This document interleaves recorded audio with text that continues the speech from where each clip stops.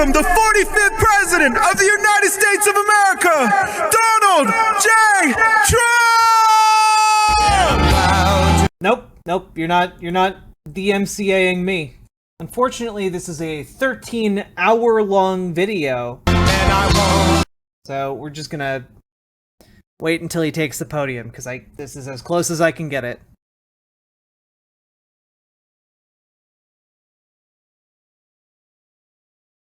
Don't slander Funny Fish like that. Look at... he just looms over them.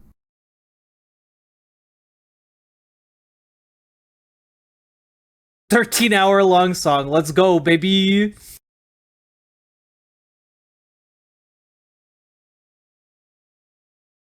Here we go.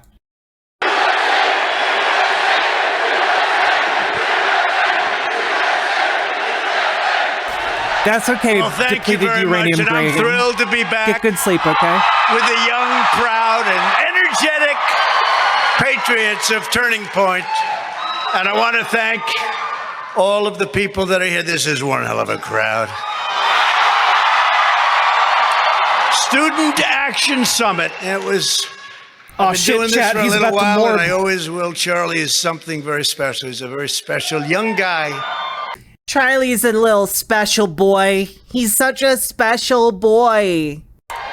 He's even younger than he looks, I'll tell you. What? Wait, what? He's even younger than he looks. When was this made? This was made like yesterday or the day before. He's younger than he looks. The hatreds put an extra decade on him. Yeah, this Turning Point... Oh, you mean the propaganda video they showed beforehand? This event took place like 2 days ago. You're the rising stars who are going to turn back the tide of American decline, and we are declining. We weren't declining 2 years ago, but we are now. Wait, my dude, you literally ran you ran 2 campaigns on how America was in decline. You are the generation that is going to stand up and save American freedom. You are the grassroots leaders who are going to dislodge the socialists and communists, and they are indeed... Again, exactly like the campaign, like that propaganda video that I just showed you from a fictional movie. Communists and Marxists and globalists and...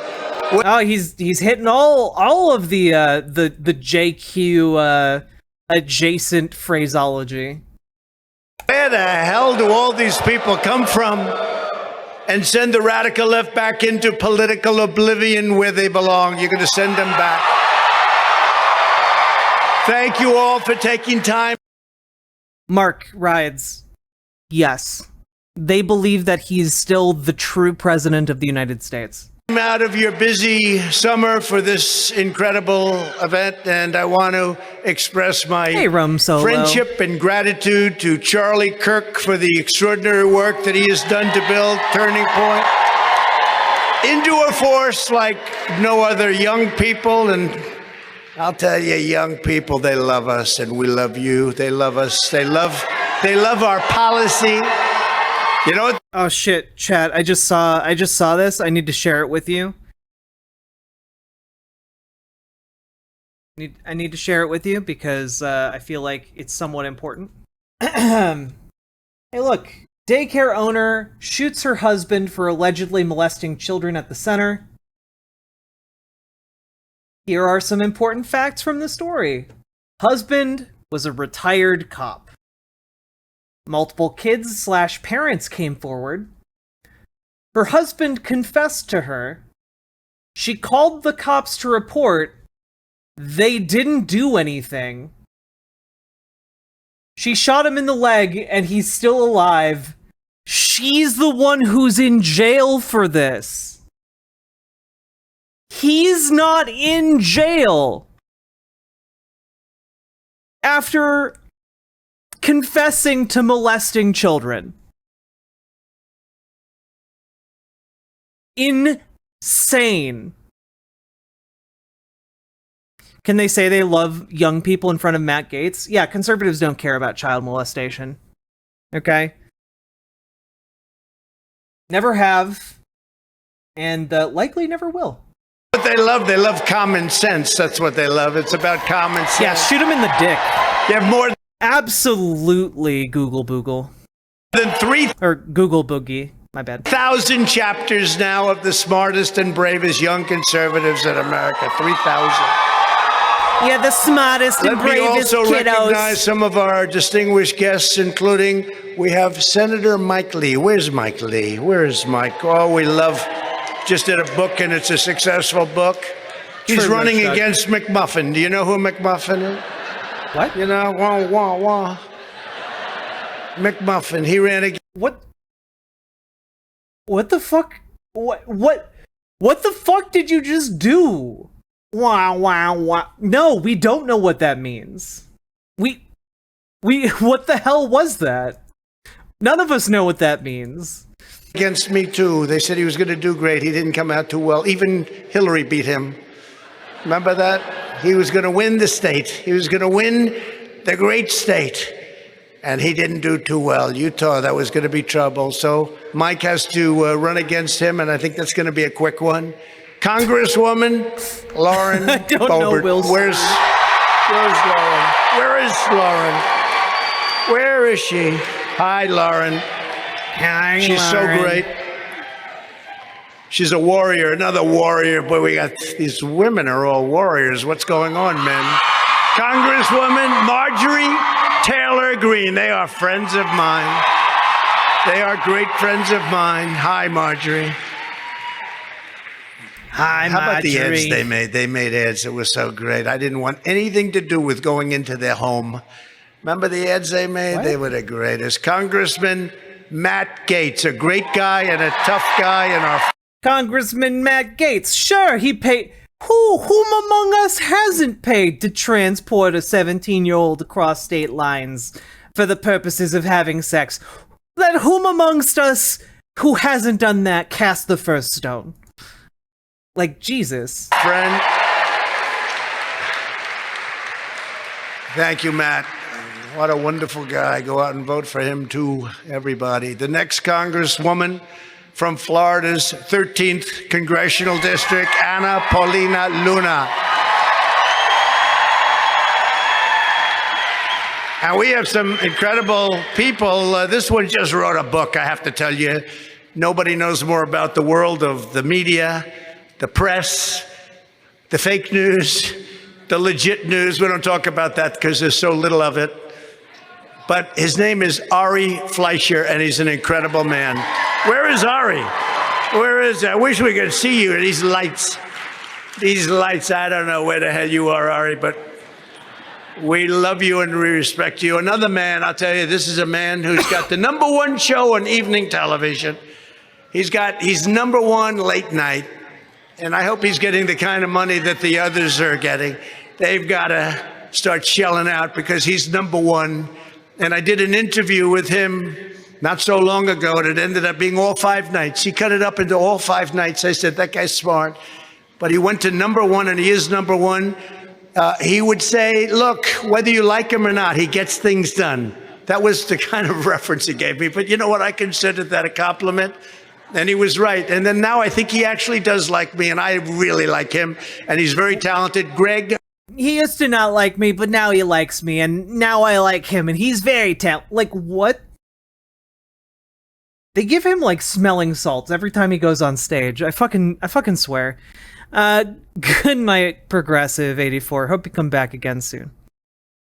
Gutfeld. Greg. Thank you. God. He is very talented. Very talented He's very young man. talented, and he's a tremendous guy. That's a big deal for cable to be #1 over network television. The fakers over there. Another one who's got the #1 book out now, and he's a warrior. He's tough. He's strong. He fought for the rights of soldiers while I was president very much. He thought they were being treated very badly, and we Oh, damn, Mr. President, why didn't you help him in that fight? took care of the situation for Pete Hegseth. Pete? Thanks, Pete. He's a great guy. And I heard my son Don did a great job, and Kimberly did a great job. And they're great people. Each of the young Americans here today is coming. Oh, Greg Gutfeld, yeah, he's actually the number one. He actually has the #1 most watched late night comedy show. Coming of age at a pivotal time in our nation's history. Like so many generations Gutfeld before you, you sucks. are the front lines of a momentous struggle that will determine the future of America. Together we are fighting to reclaim our republic from a failed and corrupt political establishment. Nobody knew how corrupt it was. I think I taught them. I'm so proud of that. You know, another thing happened today. The ratings, the approval ratings came out for the media. They hit an all-time historic low. You know, when I first ran for politics, I think it was something like approval rating. Wait, all media is at a historic low?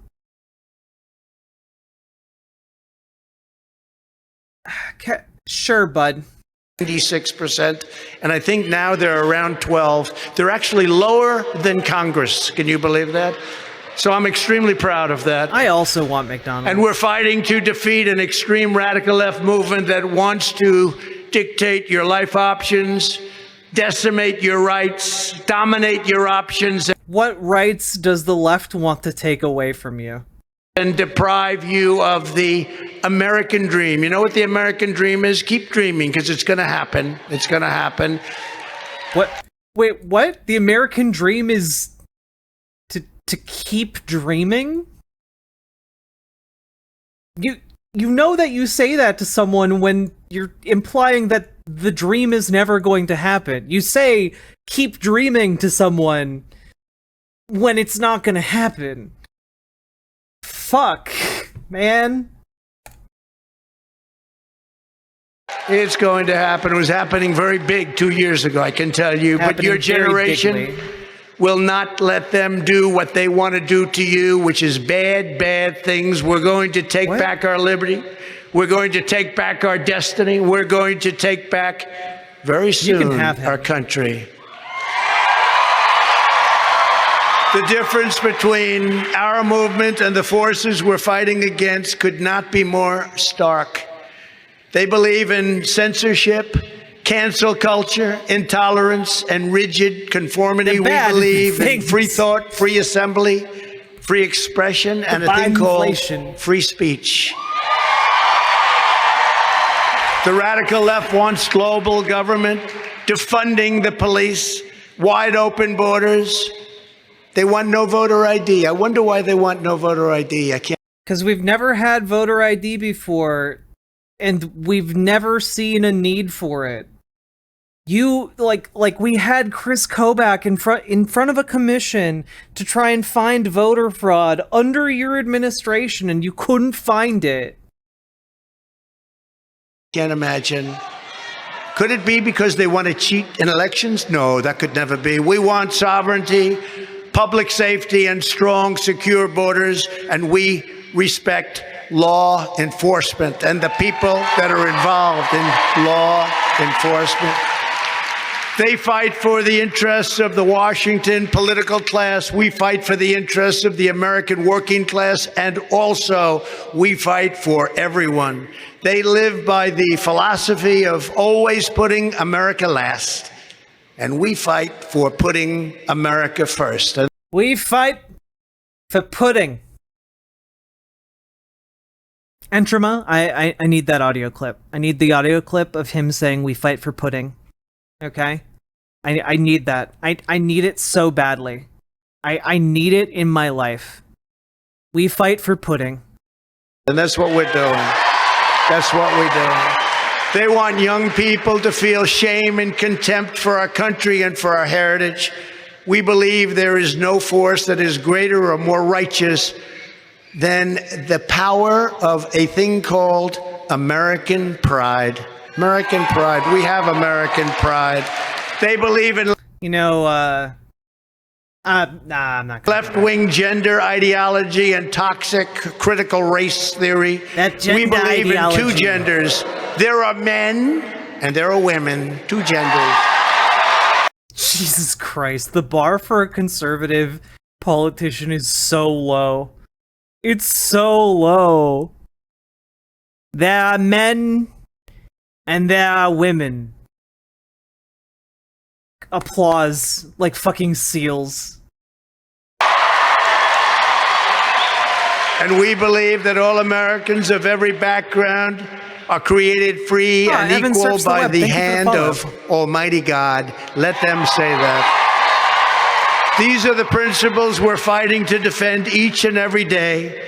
Over the past 2 years, the world has seen the radical left's agenda in action, and it's been very sad to watch. The results are worse than anyone could ever have even imagined. In just 2 short years, our country has gone from the strongest it has ever been, and perhaps I don't think it was ever like it was 2 years ago.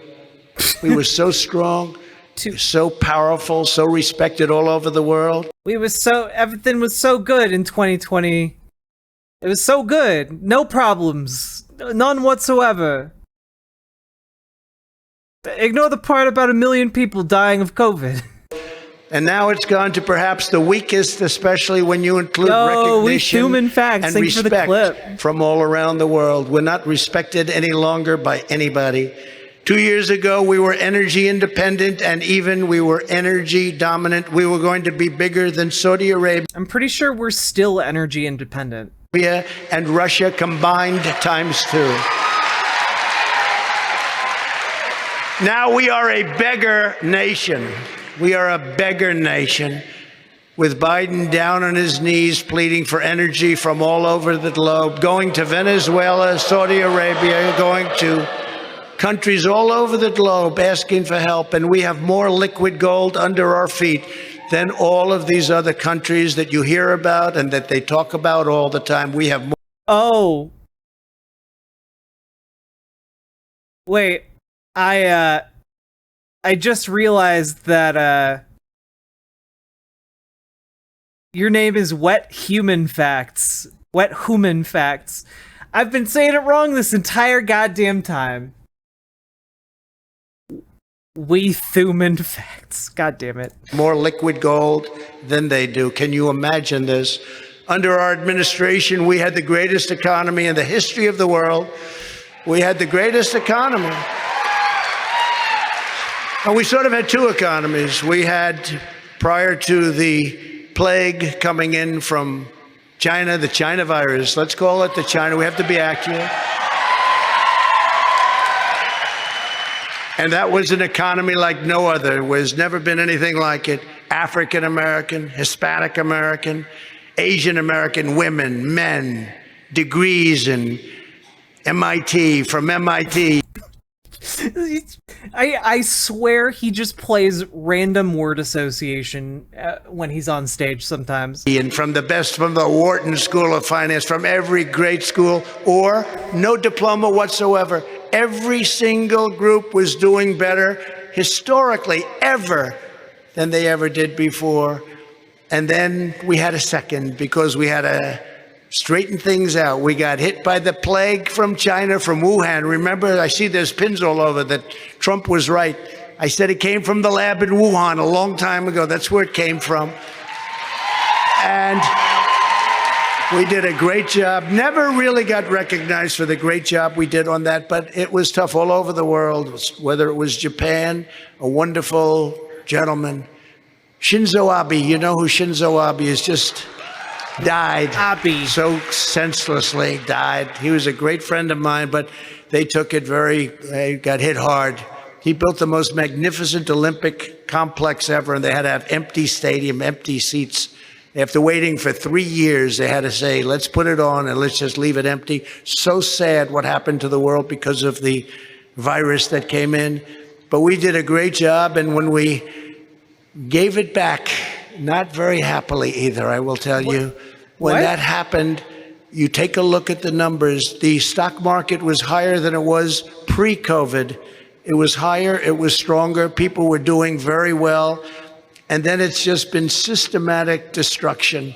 And remember, there was a bounce, and the bounce lasted, but his brain is making my brain feel like soup. I don't know. Maybe I think his brain might be gaseous, chat. I think it has transcended soup. Okay. that bounce was from what we had done previously with the tax cuts and the regulation cuts. And then you look at what's happened right now, and it's very, very sad to watch. We had China in check, paying us hundreds of billions of dollars. Think of it. We were taking in hundreds of billions, not millions, billions of dollars from China with our tariffs and our taxes against them.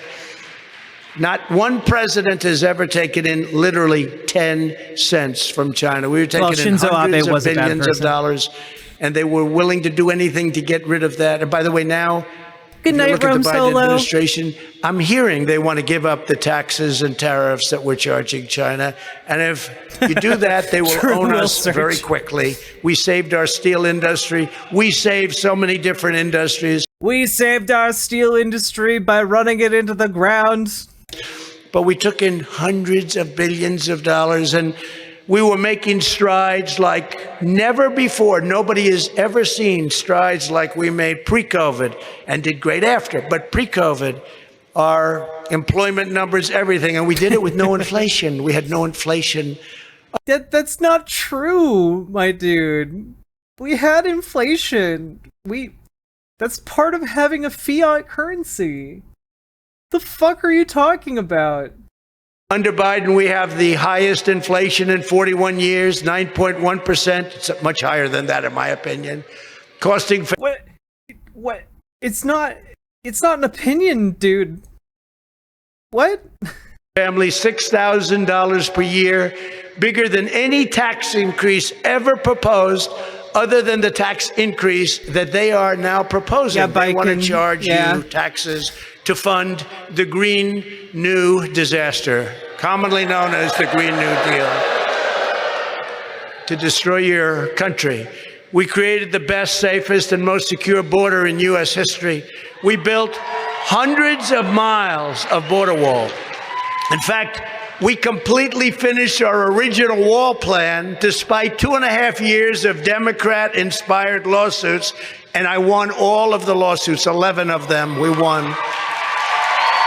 So it took us 2.5 years. Damn, so the biased courts rejected like 40 goddamn legal challenges that you put up towards Biden's election, but they also came down in favor of you on the border wall things? Interesting. Years because of their lawsuits, obstructionists. Then we added much more wall than originally planned, and we almost got that. Could have been done in 3 weeks, could have been completed. Much more wall than the original plan. The border was the best and safest in U.S. recorded history by far. And also, it was the best on drugs and best on human trafficking that we've seen in 44 years. And now... Wait, now you're against human trafficking? Why did you praise Matt Gaetz?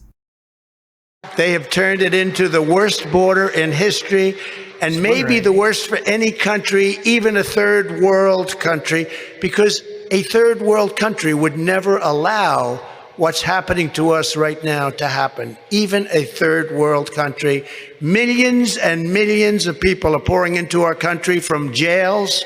They're releasing their prison population into the United States of America. We're like a dumping ground, and you're paying the price, and you will in the future. Remember where they say Trump was right? Here's another real easy one.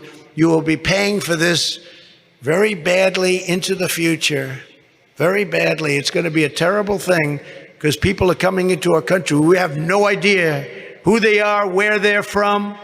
Every day, the Democrats' open border agenda is getting innocent Americans killed.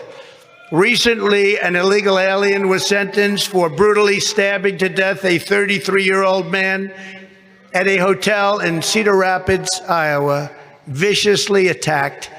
Last year, an illegal alien in Pennsylvania viciously murdered a 23-year-old woman with a knife. Wanted to do it that way because he said it was more painful stabbing her repeatedly and throwing her body under a pile of trees in the woods. In April, an illegal alien in Georgia was arrested after allegedly going on a rampage of sexual assaults, attacking more than 20 different women and hurting them badly. And as everyone knows, just this month, an illegal alien criminal in Ohio was charged with repeatedly raping a 10-year-old girl. These are just... Yeah, what about the inability of that girl to get an abortion until she fled out of state? Are you going to talk about that? Nah? Okay. Just a few of the tens of thousands of violent acts. We're talking tens of thousands of violent acts being perpetrated by these criminals who are pouring into our country. Nobody's ever seen anything like it. I believe the number is going to be 10 million, 12 million, 14, 15 million, not 4 million as they're talking about. We have no idea how many people are coming in. We have no idea from where they came. In our movement, we believe America should be a sanctuary for law-abiding citizens who love our country, not for criminal aliens.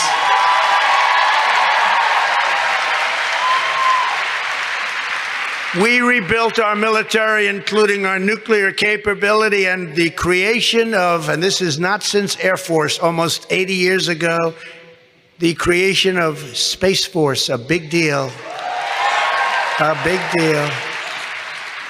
And much of it is right here. Much of Space Force is right here. They surrendered our strength and what they've done in Afghanistan. Most embarrassing, horrible moment in United States history. I believe that too. I think it was the most humiliating time in history. And we were leaving. We were getting out. 21 years, I had it down to 2,000, but we were going to keep Bagram, a massive Air Force base that we spent billions and billions. Yes, the same girl that they wanted to force to give birth. Billions of dollars building many years ago. Not for Afghanistan. We need to rebuild the military that has the most funding it has ever had, despite having no active wars on the planet right now. We're keeping it because it's 1 hour away from where China makes their nuclear weapons. But they left Bagram. They left the lights on. They left the dogs there, by the way. They said they didn't, but they did. All the things I said, but they left Bagram. So now China is occupying Bagram Air Base. I want to tell you a quick little story because it's so depressing when you see something like Afghanistan where we left back $85 billion worth of brand new, beautiful equipment, where we left American hostages behind, and where 13 soldiers were killed. 13, think of it. 13 soldiers were killed, but what they don't say is the many, many soldiers, a far bigger number than that, who lost their arms, their legs, their face, who were just, it should have never happened. In fact, I proudly say, and they confirmed that, 18 months, not one American soldier was killed in Afghanistan.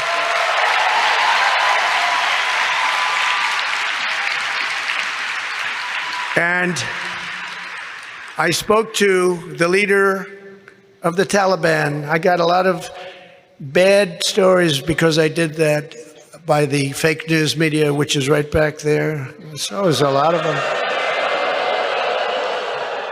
Because I wanted that to stop. And I spoke, his name is Abdul. I said, Abdul, you're killing our people. And they were really killing a lot of people from... Yeah, it's interesting. He tells this story a lot, but he never mentions the fact that the reason the Taliban didn't attack anyone in Afghanistan was because he gave all of the prisoners up. He gave all Taliban prisoners back to the Taliban in exchange for them not attacking during his election campaign. It's his plan was literally to empower the Taliban while specifically so that his campaign would be fine. Yeah, their current leadership was freed by him. I have to say, folks, to me that seems really fucking traitorous, but we just never talk about it. It's wild. It's like it never happened. From the previous administration, I mean, they were shooting them so badly, snipers shooting our people. And then I said, Abdul, don't kill our people anymore. You kill our people anymore, you'll be hit harder than anybody has ever been hit before. Ever. And we had good talks. We had very good talks, but they were rough, but they were strong, and it's what you had to do. But I said, don't do it. If you do it, we're going to hit you so hard. And he said, but Your Excellency, he called me Your Excellency, which is, I thought, very nice. I sort of like the sound. He said, Your Excellency, you must tell me why do you send me a picture of my house? And I said, well, you're going to have to figure that one out, Abdul. But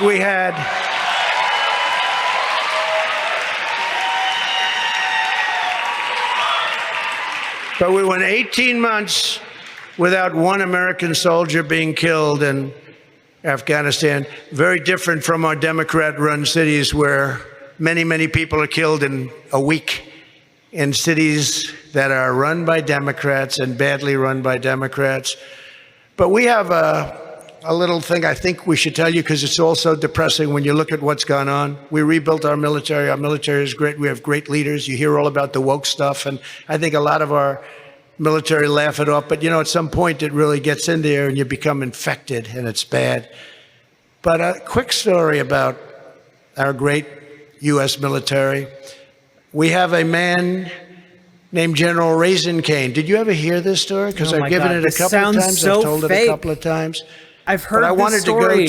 It sounds Iraq, fake as hell. And I wanted to go to the various countries to see what was going on, because I heard all about ISIS. And I said, why aren't we getting ISIS? Why is ISIS allowed to roam free, and we're spending billions and billions and billions of dollars in the Middle East, and we don't seem to beat ISIS? General Mattis told me, sir, it'll take 3 years to get rid of them. And I said, General, that's not too good. How do you do that? They fight with knives, and we fight with the greatest weapons ever made. Ever made. We have the weaponry we have is the most incredible. I told you I rebuilt the military. Weapons we have are the greatest. Should have never given 85 billion of it to I don't know if you know this, the Taliban. Afghanistan is just about the #1 seller of arms now, because they said they don't need 700,000 rifles. They don't need 70,000 trucks and cars. There's not a used car lot in the world, and you could multiply times 100 that would have 70,000 of anything. And we gave them 70,000 trucks. Many of them are armor-plated trucks, extremely cost millions of dollars to build these trucks individually.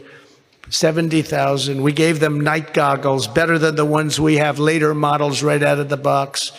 $85 billion. There's never been anything like it. So when you hear all these stories, you probably think we have a terrible military, but we don't. So what happened is I said, I'm going to fly over to Iraq, and I'm going to meet with our soldiers while I was president. And we did that. We're in the plane. We're about an hour out. Oh yeah, old school AJ. And they come to see me in Every Air single Force time. One. Beautiful, beautiful plane. Air Force One, beautiful.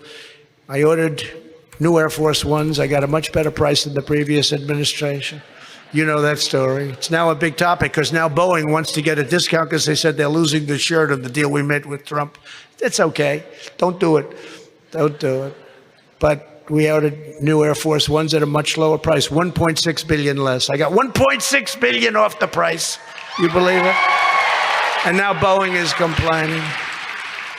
But I wanted to go over and I wanted to find out about ISIS, so I get on the old Air Force One. We needed new. They're 31 years old, if you can believe it. Air Force One is actually 2 planes. It's 2 big 747s. So they were ordered. But we're on the plane flying over, and we're about an hour away from the big airfield that we're landing in Iraq.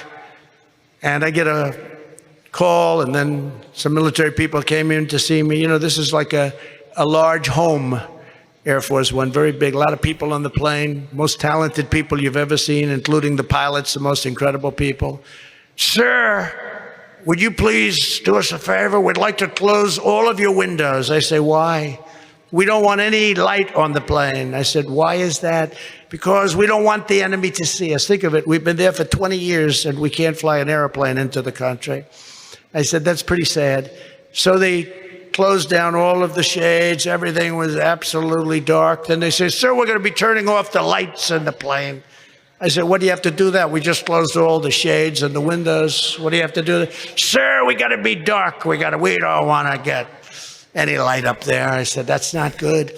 But I love sitting with pilots, especially talented ones. And the most talented pilots in the world are the ones that fly Air Force One. And if you look at these guys, they're like central casting. They look like Tom Cruise, but better. Okay, they do. Crew cuts.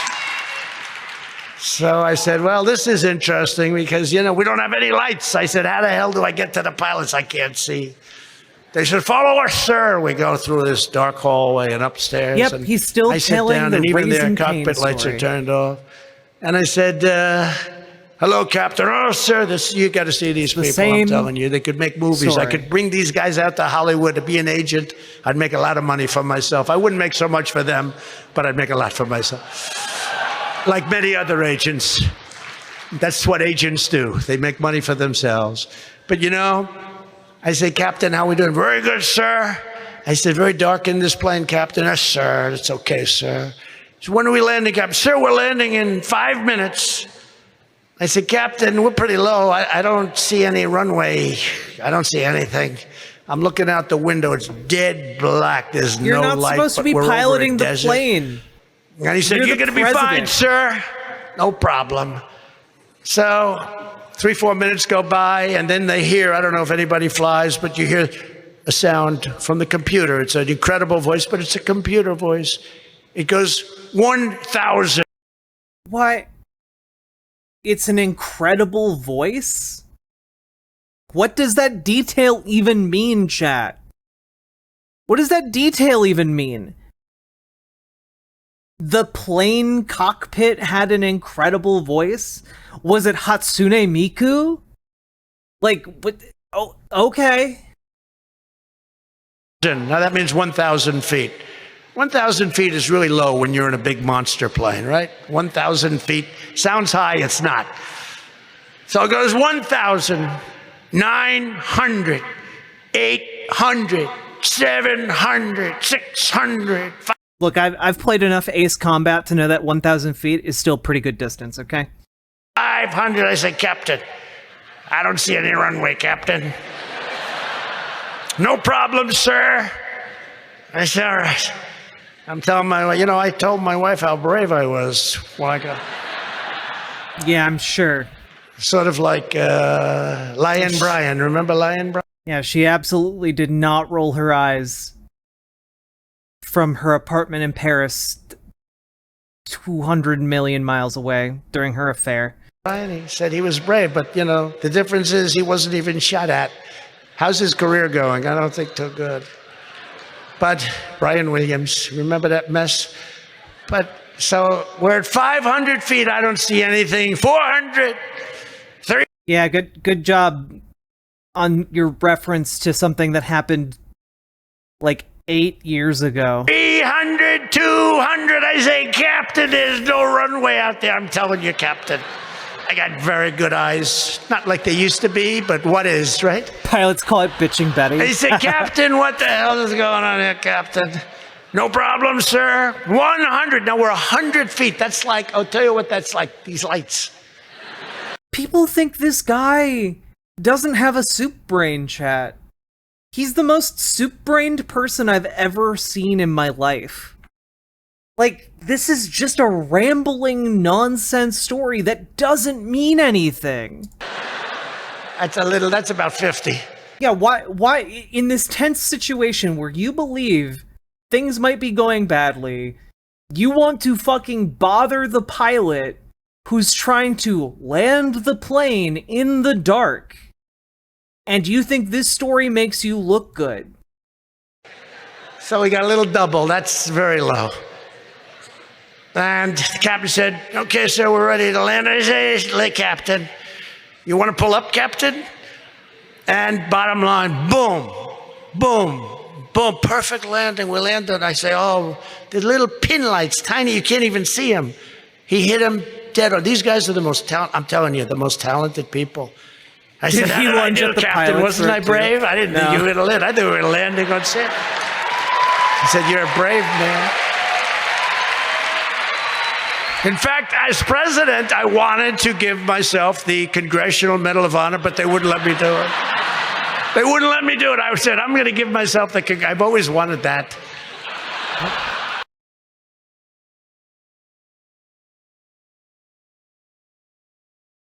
They're laughing at him like he's joking, but I guarantee you he's not. I guarantee you he's just listing a thought that he had while he was on a plane at some point, and he felt like he was a very brave little boy who deserved a medal. But they wouldn't let me do that. They said that would be inappropriate. I said, okay. But what happened is we landed. It was an incredible, they really are talented people, the most incredible people. And I get off the plane, and I want to find out why we can't defeat ISIS. I get off this plane. It's very, very late. It's like 2 o'clock in the morning, pitch black. Man. I'm getting off very few. Oh, God, you just brain blasted me to that. Holy shit, I forgot about that. Yeah, look at that. I always wanted to get the Purple Heart. This was much easier. Yeah.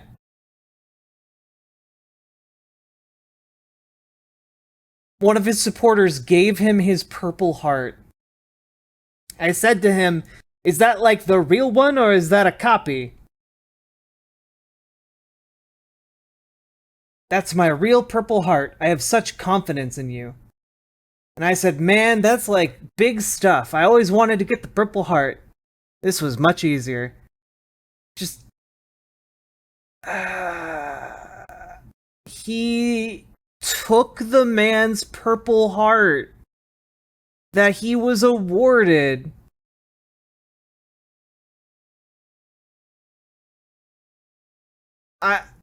God. This man is so fucking awful in so many ways. Few lights, and there's some soldiers down there, and there's a general, and then another general, and then a drill sergeant. Yeah, he accidentally swallowed look at these people. He thought it was one of the candies he keeps in there. They're all like perfect people. You don't see people like this in the movie. The movies, they don't have people like this. These people are really amazing. So I'm walking down the stairs and I meet one general, and then I meet another one. And I said, what's your name? He said, Kane, sir. Kane. I said, that's nice. What's your first name? Raisin, sir. I said, wait. Did you just say your name is Raisin Kane? Yes, sir, I'm General Raisin Kane. I said, General, you're the guy I've been looking for. This person doesn't exist. Case you thought that he was telling a real story. You're the guy I've been looking for. What a great guy. So then we go into the room. He said, sir, would you like to go to sleep for a while? And you had a long trip. You know, it's a long trip. And got a little scary at the end, right? He said, would you like to go and rest for a while? I think he's used to other presidents, if you want to know the truth. I said, no, let's go and have our meeting. It's okay, let's go right away, Raisin. So the general came in and the sergeant came in. The sergeant just, oh man, I could take care, I could make a fortune with this guy. Perfect. Boom. I'd like to have a flat top like that. I don't think I have enough hair to pull it off. But he was great. And they're all sitting there, and they had some others, all central casting people. I said, so General Mattis, world's most overrated general, said to me, it would take 3 years to get rid of ISIS. I want to get rid of them faster. What do you think, General? And he said, we could do it very quickly, sir. It depends on what you want to do. I said, no, I want to get rid of them. I want to get rid of them fast, General, as fast as you can, but I've been told it takes 3 years. And why haven't you been able to do it? Well, sir, we take orders. We don't give. When somebody comes in from Washington, when they're our superior, we are not to question when they tell us how to do it. I said, did you agree with what they were doing? Because we've been fighting them for like 19 years now, right? No, sir, we never agreed with it, sir. But it's not our position to say what they should be doing. They walk in and they tell us how to do it. I say, well, if I gave you authority to do it, how long would it take you? We could do it, sir, in 3 weeks. Yeah, sure. I said, General Raisin Cane, tell me about that. I've been here in 3 years. What do you mean 3 weeks? Sir, we can do it in 3 weeks. We'll have time left over. I said, you gotta be kidding, Raisin. Explain it. And what did they do, and what would you do? Well, sir, they came over and they wanted to be politically correct, sir. Yeah. And they wanted us just to hit from this base where we are right now, big base. The problem...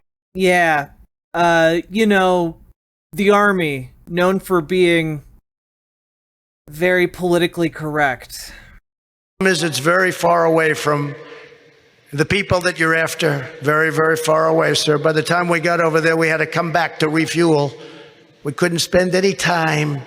I said, so what would you do, Raisin? Sir, I'd hit him from here, but I'd hit him from there, and here, and there. We have bases all over the place, sir. They didn't want to use them because they didn't want to insult the country where the base was located. The country wouldn't even know, sir, what the hell we're doing or where we're going. Sir, I'd hit him from the left, and I'd hit him from the right.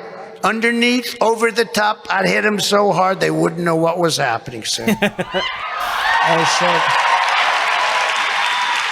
I said, yeah, we should risk a diplomatic incident with another country by using a military base without their permission.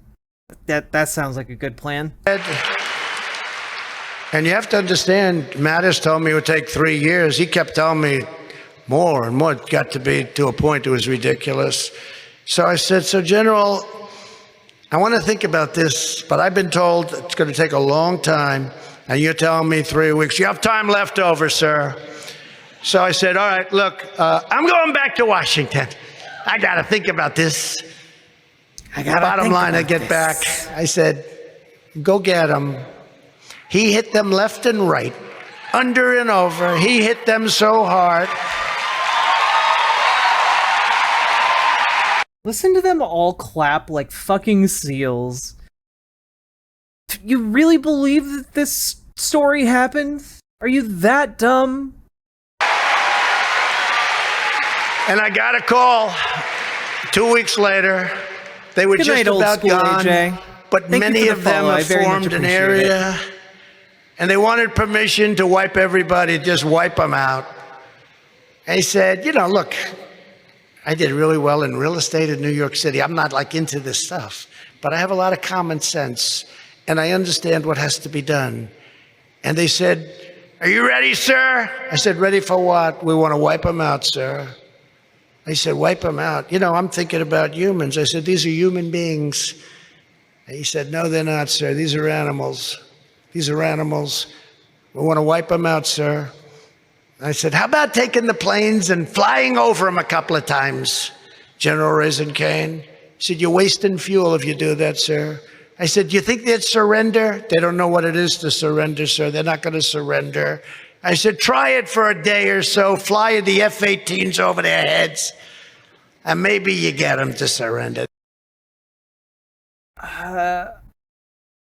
This is the dumbest story. They won't do it, sir, but we're going to do it, and we'll do it. I get a call back.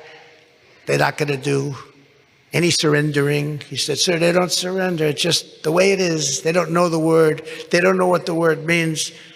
I said, what are you suggesting? He said, just let us do our job, sir. I said, do your job. And that was the end. 100% of ISIS gone. 100%. Uh-huh. Except ISIS is still around. General Raisin Cane. And the reason I thought I'd tell you that story The reason I thought I'd tell you that story, and I think it's important, especially for you, because you're young, you'll be running the country for a long time. Charming story and you about saw that crimes. catastrophe in Afghanistan where we didn't know what the hell we were doing, where we took the soldiers out. Think of it. We moved the soldiers. The people that Abdul was so afraid of, we removed them from Afghanistan. So now we have our hostages, or we have our equipment and everything left behind. We took the soldiers out first. Remember, I told the story. I asked a 5-year-old child, if you were at war and you had the kind of threat, and I explained it, would you move the soldiers, Johnny? Out first or last? Oh, I'd move them out last. But our people, this is a 5-year-old child, our people took our soldiers out first, and then they went after us. They did a number. They used to come out of the woods, and they'd head to certain locations, and they'd see those F-18s, which now they own. They own those F-18s that they were so afraid of, and the planes and the helicopters. I do not believe that we did not fly the planes back. I do not believe that we left fucking an entire Air Force worth of planes in Afghanistan. Yeah, I thought ISIS was defeated here. There is no way we left an Air Force in Afghanistan. I believe tanks. I'll believe trucks. Yeah. They left helicopters. Yeah, that's fine. Best helicopters in the world, Apaches. Some of them brand new. They own them. We gave it to them, billions and billions. I think you planned the entire thing, my dude. The only country that had more than them outside of us was Australia. Think of it. They had more than any other country other than Australia. The finest flying machine, the most incredible. I won't tell you what they call it, but it's not a nice name. It's a vicious name. And outside of Australia, they had more than any other country. Think of this. And Australia had paid billions and billions and billions of dollars. So I wanted to tell you the story because when you see in my opinion, the most humiliating day in the history of our country, that was to me the most humiliating day in the history of our country, the most humiliating time.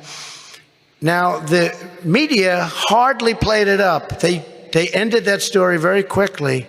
And maybe this is one time when it's okay to have done that because it was the greatest humiliation our country has ever seen. And they didn't do it for that reason. They did it because they're trying to protect Biden and they're trying to protect the Democrats, and they don't want that to hurt him so badly. But I think that's when things really started going bad for this administration, because nobody has ever witnessed anything like took place. Getting out of Afghanistan, we were going to do it with dignity and strength, and it would have been done very quickly on a very similar time scope. But what they did was the greatest humiliation in the history of our country. So I wanted to tell you the story about Raising Cane. I wanted to tell you the story about those other great soldiers and how they can fight. And they're unbelievable. I'm not talking about Milley and the guys on television. I'm talking about the real guys that we have out there. They're unbelievable people. They're unbelievable fighters. And it's something you have to hear. And under our leadership, America was respected like never before. America was never more respected than it was 2 years ago. And not all of them liked me. Angela Merkel, she was okay with me, but you know what I was doing, they took advantage of us for years and years. She said, the German people like Obama better. I said, they should. They should. Billions and billions of dollars. We were being ripped off by them like you've never seen. We had 52,000 soldiers in Germany, and we were building cities for our soldiers in Germany and all over Europe. And they didn't pay their bills. You know the story with NATO. Yeah, we built entire cities in Germany. That's definitely how it went. After my first meeting, I looked, I said, hey, we're the only ones paying. There were 8 countries out of 28 that were paying. We were paying much more than we were supposed to. Billions. We were carrying NATO. Yeah, I wonder why. I wonder if maybe that was to secure positive diplomatic relations with them. Maybe. And I said, we can't have this. So the next time I went back, I said, either you're going to pay or I'm sorry, we're going to have to take off. One of the leaders actually asked at a very quiet meeting. I was always shocked that the press didn't get it. I don't think they ever reported it. But he stood up. He said, are you saying that if we don't pay?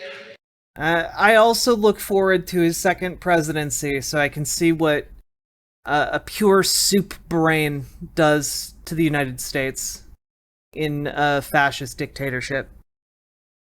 Yep, really looking forward to that one. And if we're attacked by Russia, was for the Soviet Union, but Russia? And if we're attacked by Russia, we didn't pay, that you will not come to our defense? I said, that's right. I will not come to your defense. I will not come. Do not come.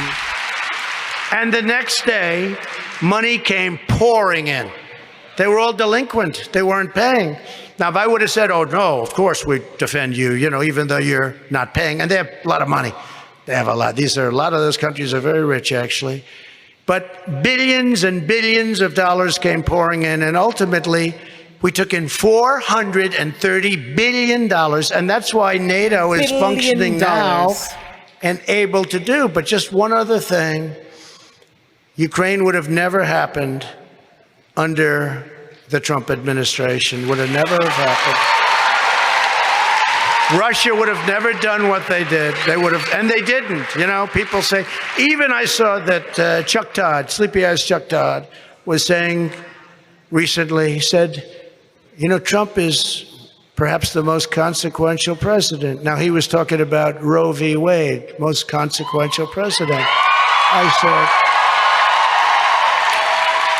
we also had a great decision on guns. We had a great decision on religious liberty. And we had a great decision on the environment, which they want to destroy our country with. But if you take a look at what our environment, they want to, who, first of all, who is they?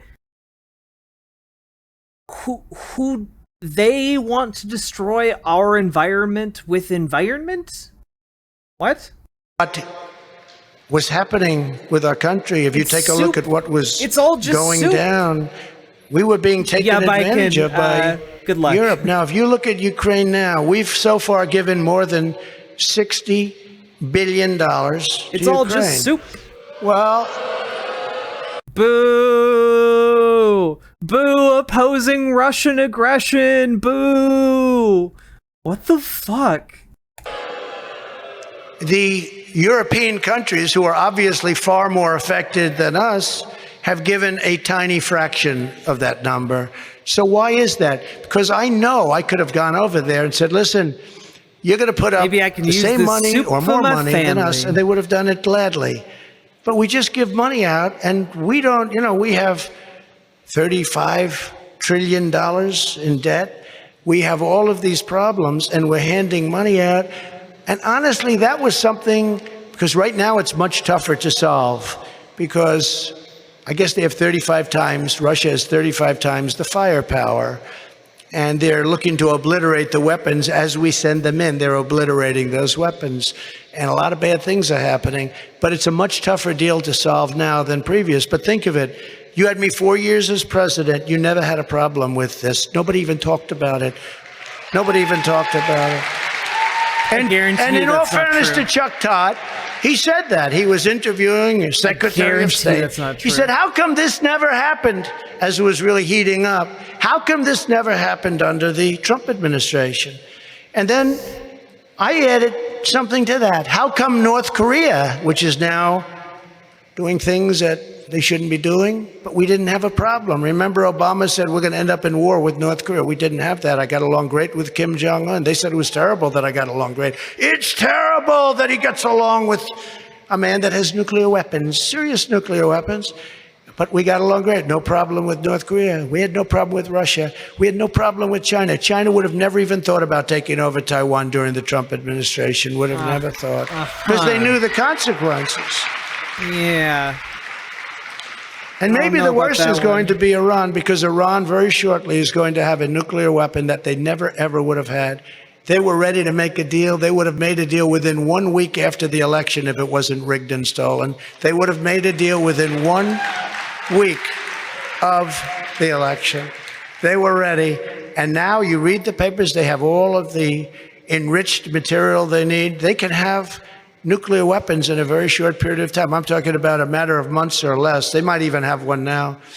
And once they have, the game is a whole different game. It's a horrible thing that's happened to our country. Our country has never been in a position like this. The election was stolen, it was rigged, and now our country is being destroyed, systematically destroyed. I ran twice, I won twice, and did much better the second time than I did the first, getting millions and millions more votes than we did in 2016, and likewise getting more votes than any sitting president in the history of our country by far. And now we may just have to do it again. Again.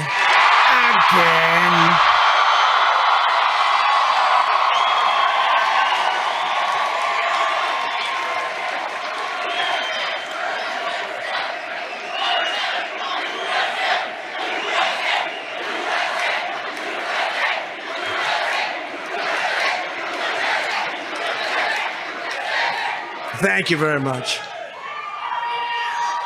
Given Joe Biden's atrocious record, it is no wonder that young people are deserting them, and the Democrats, they're deserting them in droves. Nobody's ever seen anything like it. Not only young people, by the way, Hispanics. Look at the Hispanic population. Hispanics. African Americans, Asian Americans.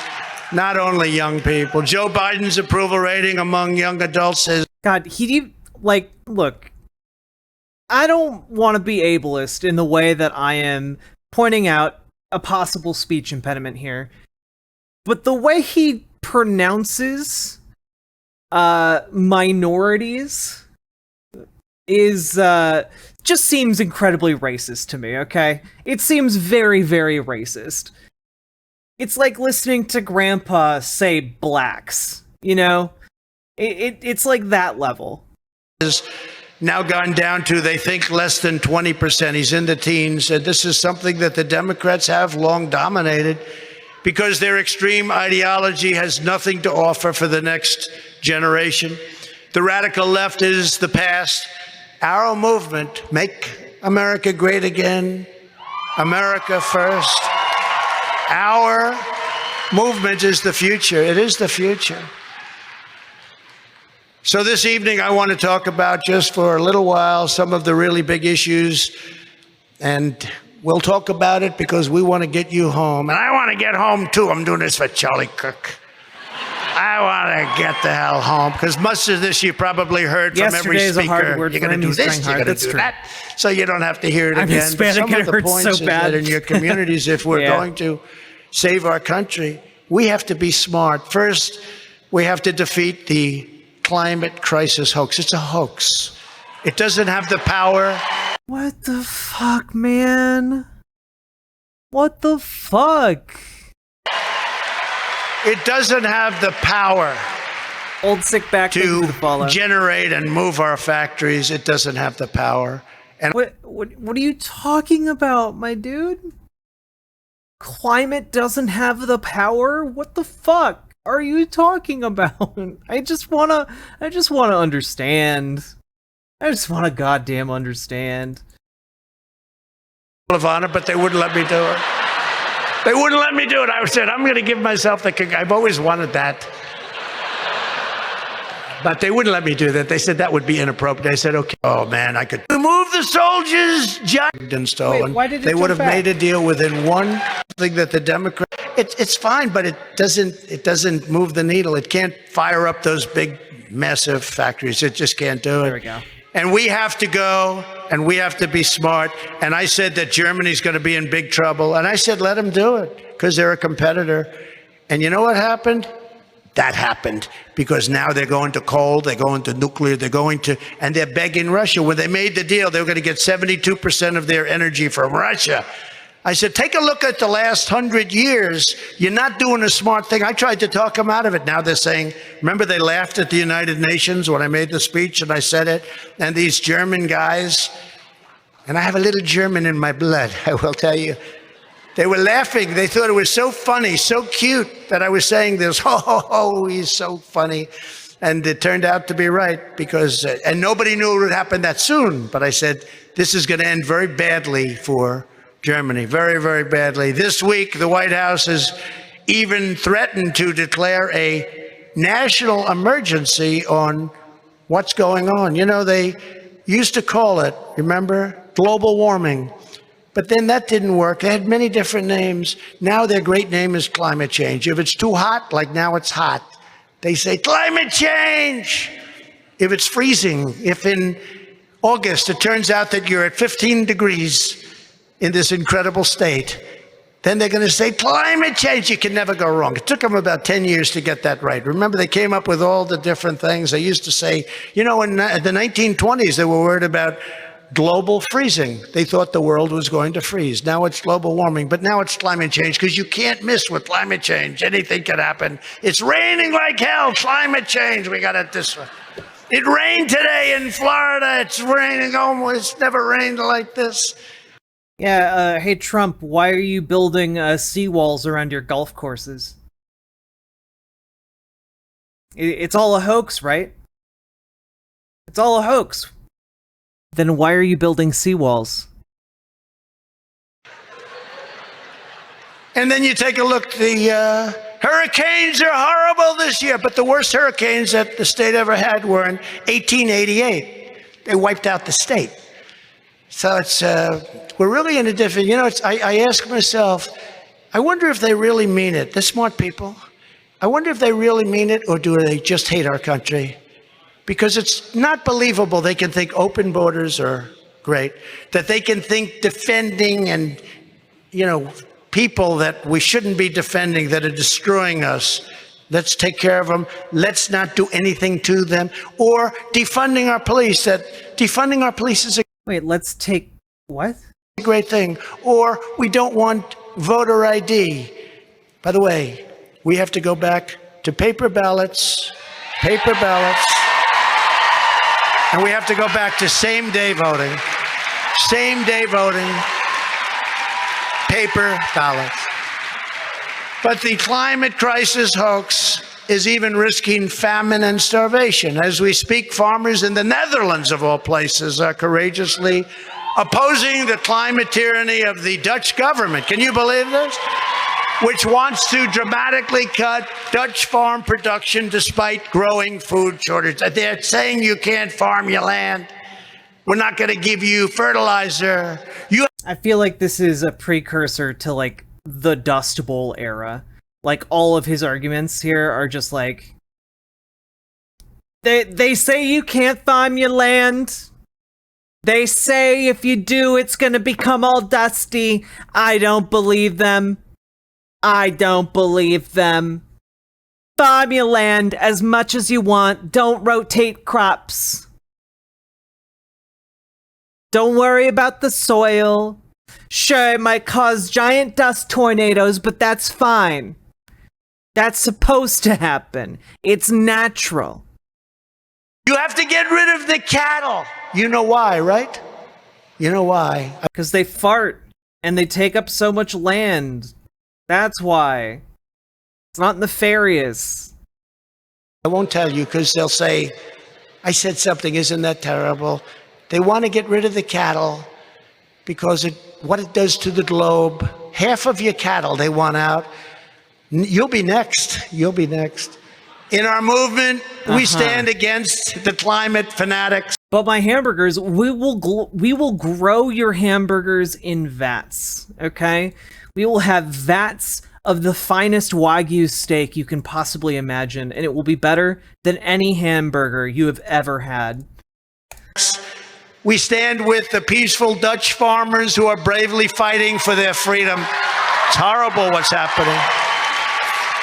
Next, we need young conservative activists to help finally and completely smash the radical left's corrupt education establishment.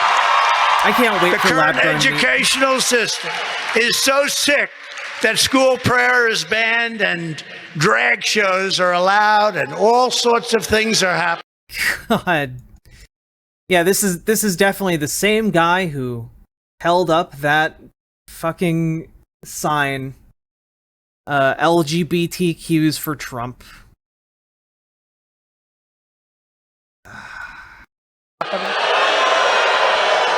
It's horrible. And we have some great politicians in this country that are fighting it very hard, and we love them. You can't teach the Bible, but you... That sounds fascist? It does, doesn't it? Weird how that keeps happening at this event throughout the entire thing, over and over again. You can teach children that America is evil and that men can get pregnant. A man can get pregnant. Yeah, trans men can get pregnant. That is absolutely true. Can't even talk about the Bible. You would not trust these... You can talk about the Bible in schools. You just can't, like... be like, this is the one true word of God, and you should all believe it, impressionable children. But you can be like, this is the Bible. Here are some of its influential stories. And here is the Quran. Here are some of the influential stories in the Quran. And here's what makes it different from the Bible. And here's the I don't know, the Talmud. And like, just like, you can go over this shit. It's not hard. People to babysit your children for 20 minutes, and why should we then let them educate millions of American students 6 hours a day, year after year after year? Whatever it takes, the conservative movement must liberate America's children from the captivity of these Marxist teachers' unions. What they're doing to our children and to our country is incredible, incredible. This is a matter of national survival. If we don't fix this, our country is going to be in a very sad state. It already is. Our country's never been in a position like this before. Happened all in a short period of time. Across the United States, we need to implement strict prohibitions on teaching inappropriate racial, sexual, and political material to America's children. Inappropriate racial material. Holy shit. Just say you don't want kids learning about black people, okay? Like, at this point, it's the quiet part is being screamed, okay? It's one long, non-stop scream. In any form. We will also keep men out of women's sports. Is that okay?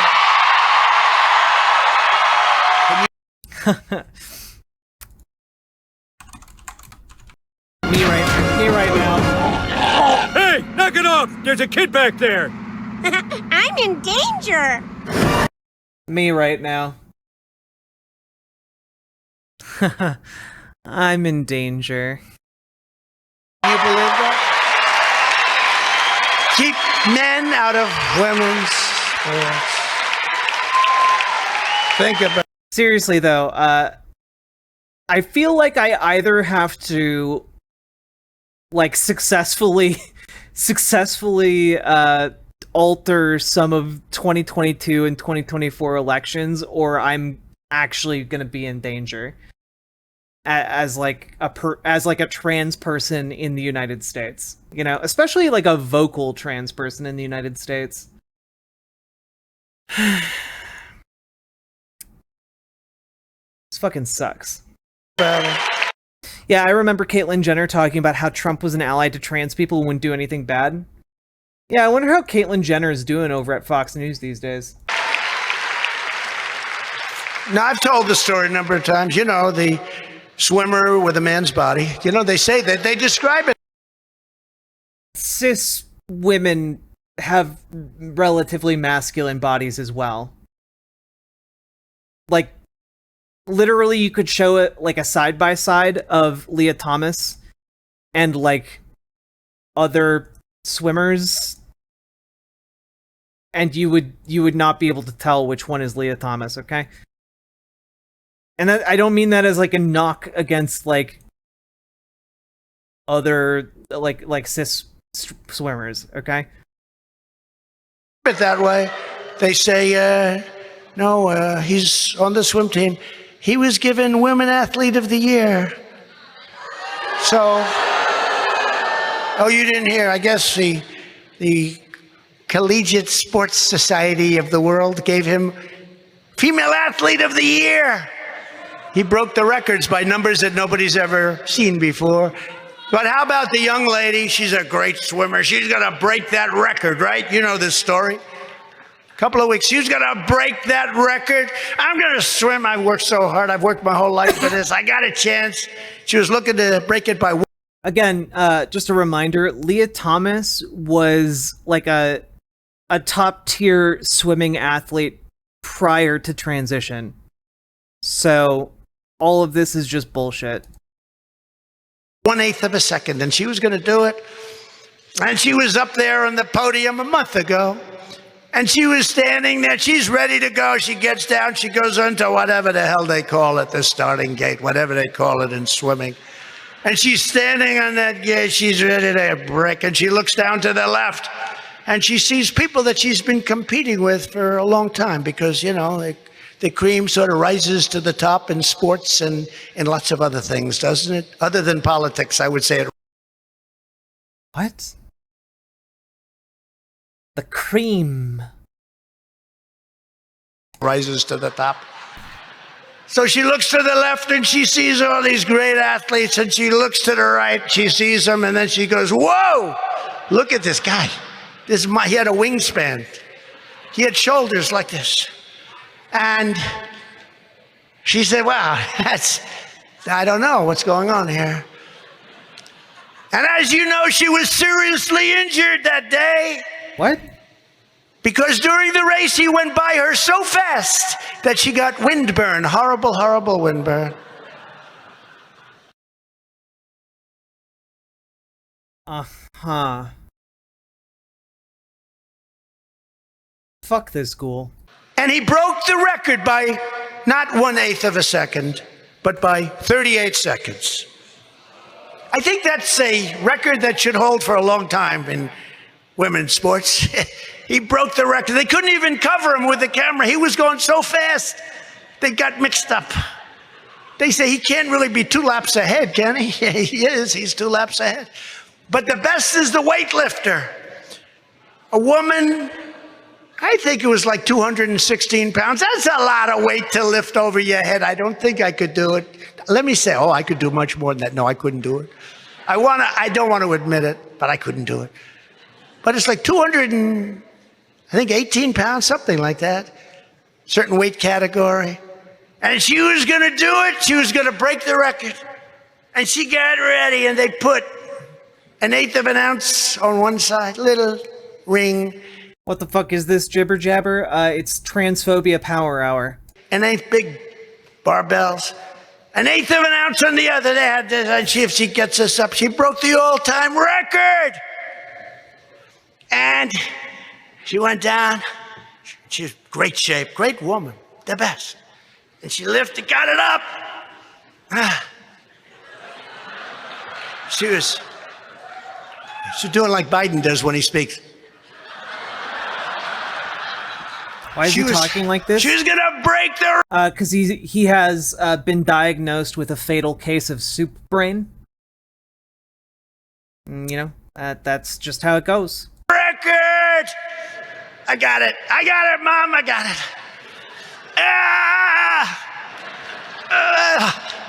Couldn't do it, dropped it.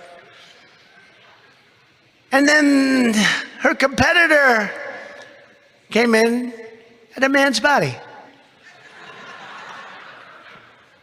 He said, have you lifted before? No, not too much. And he bends down. Boom. The winner of the gold medal is Irving. Guys, it literally does not matter if the stories he's telling are true or not. It doesn't matter. To these people, it's gospel, okay? It genuinely does not matter. He could sit up there and go for like an hour, and they would just lap it up. They'd call it the best the best show they'd ever seen in their lives. Okay. Schwartz. Now, it's not politically correct to do what I just did. It really isn't. People are not allowed to talk about it because our country is so sick and our country has become so stupid. But it is actually not allowed. And in fact, the young woman who took the brunt of what we were saying on the swim team. Would Andrew Tate disagree with Donald Trump on anything? I don't think he would. She's afraid to talk about it because they get shunned from society. Cancel culture, whatever you want to call it. It's politically not correct to tell stories like I just told. But there are hundreds of those stories. In fact, if I were a basketball coach of a women's team, I would never, ever lose. I'd be the greatest coach of all time. I'm not a fan of LeBron James at all, but I would go to him. No, I don't like him, but I'd say, LeBron, did you ever think of becoming a woman? Did you ever? Because I'd like to have you on my team. I'd love to have you on our team, LeBron.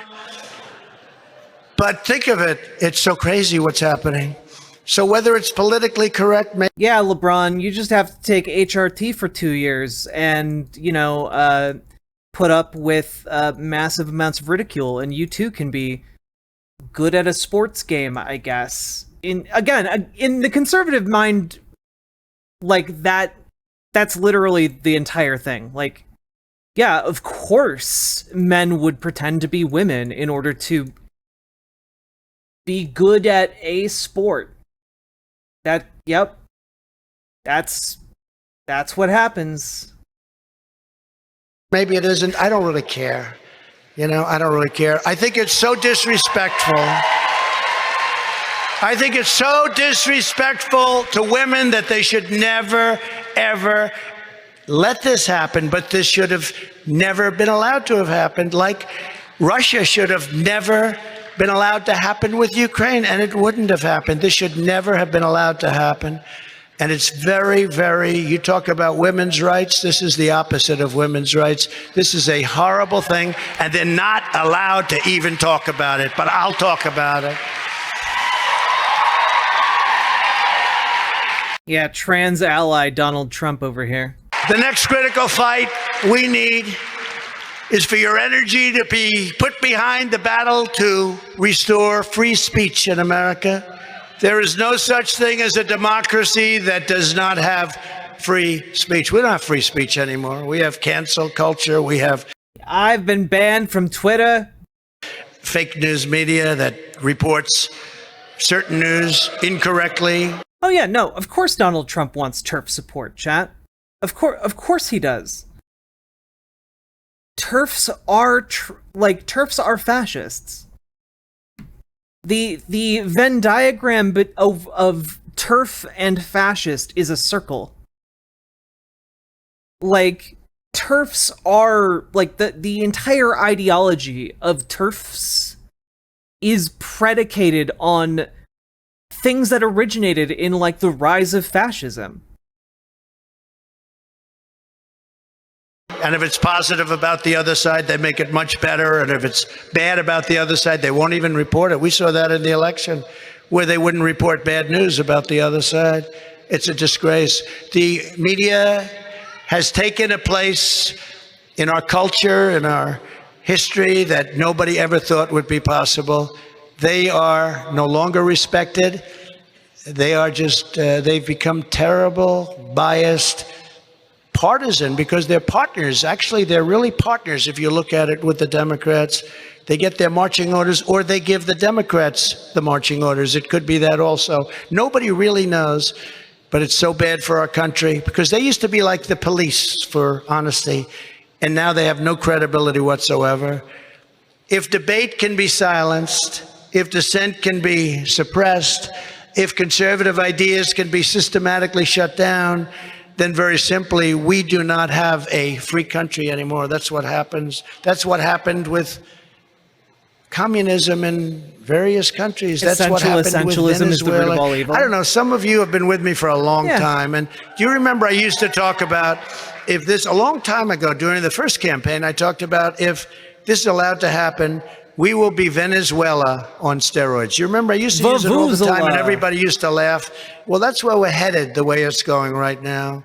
What they do to political speech, what they do to their political opponents is breathtaking. Never happened to this extent ever before.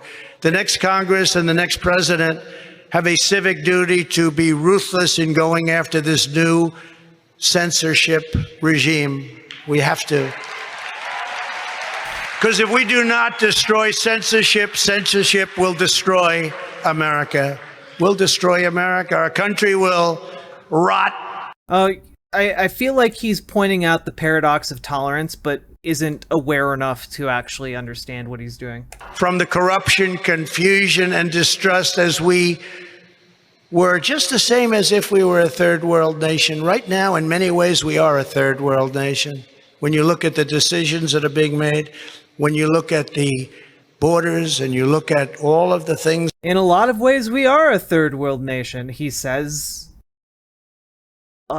with shocking lack of awareness. That are happening to our country. We were like a third world nation, and probably in some ways we're worse than a third world nation. As soon as we have the power, Congress should immediately launch a full-scale investigation into the rise of totally anti-American practice. They want it to be anti-American. That's what happened in the military, and I ended it. Oh, he wants he wants to bring back McCarthyism, chat. That's literally what he's arguing for right here. We need a committee of un-American activities. I ended that all in the military, but in one day I did it through executive orders. We got rid of all of these people that were teaching horrible things to our soldiers and our military leaders, and I ended it all. First day in office, Biden put them all back. And that's what we have right now. That's why the military can't even recruit. You saw the story this week. The military can't recruit anybody. Nobody wants to go in. There are tens of thousands of people behind.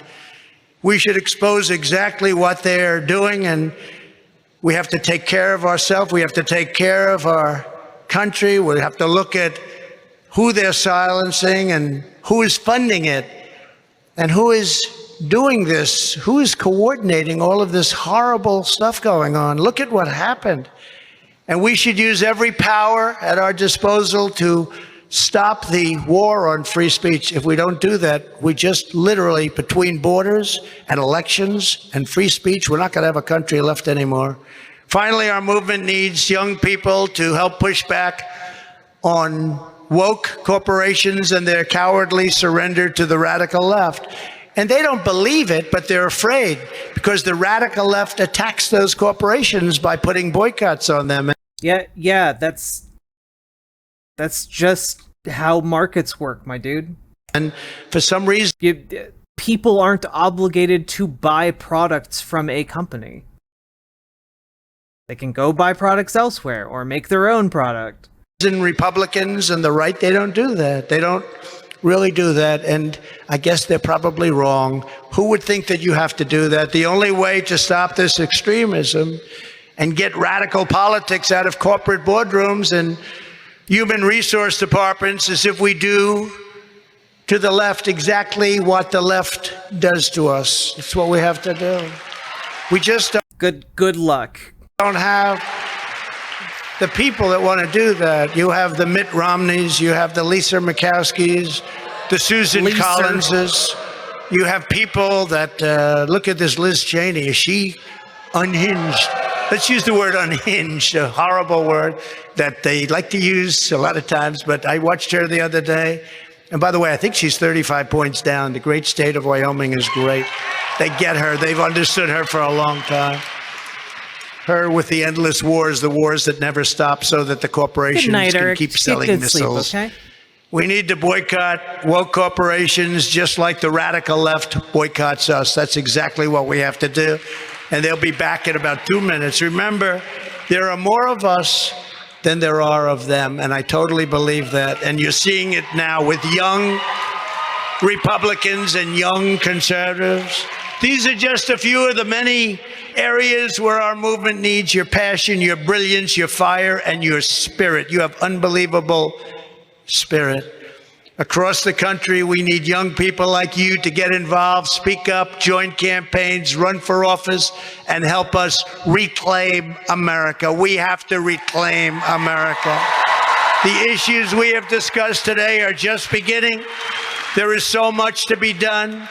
If we are going to save our country, we have to get to work immediately. We have to stop the radical Democrat socialist spending spree and stop runaway inflation. It's going to eat everybody alive. We haven't seen anything yet. We have to abolish all COVID mandates and lockdowns, rehire every patriot. He's going for the big finish, chat. Who was shamefully fired from the military with an apology. We have to give them an apology and all of their back pay. And we have to end the invasion. And that's what it is. It's an invasion, just like a military invasion. This is an invasion taking place on our southern border by...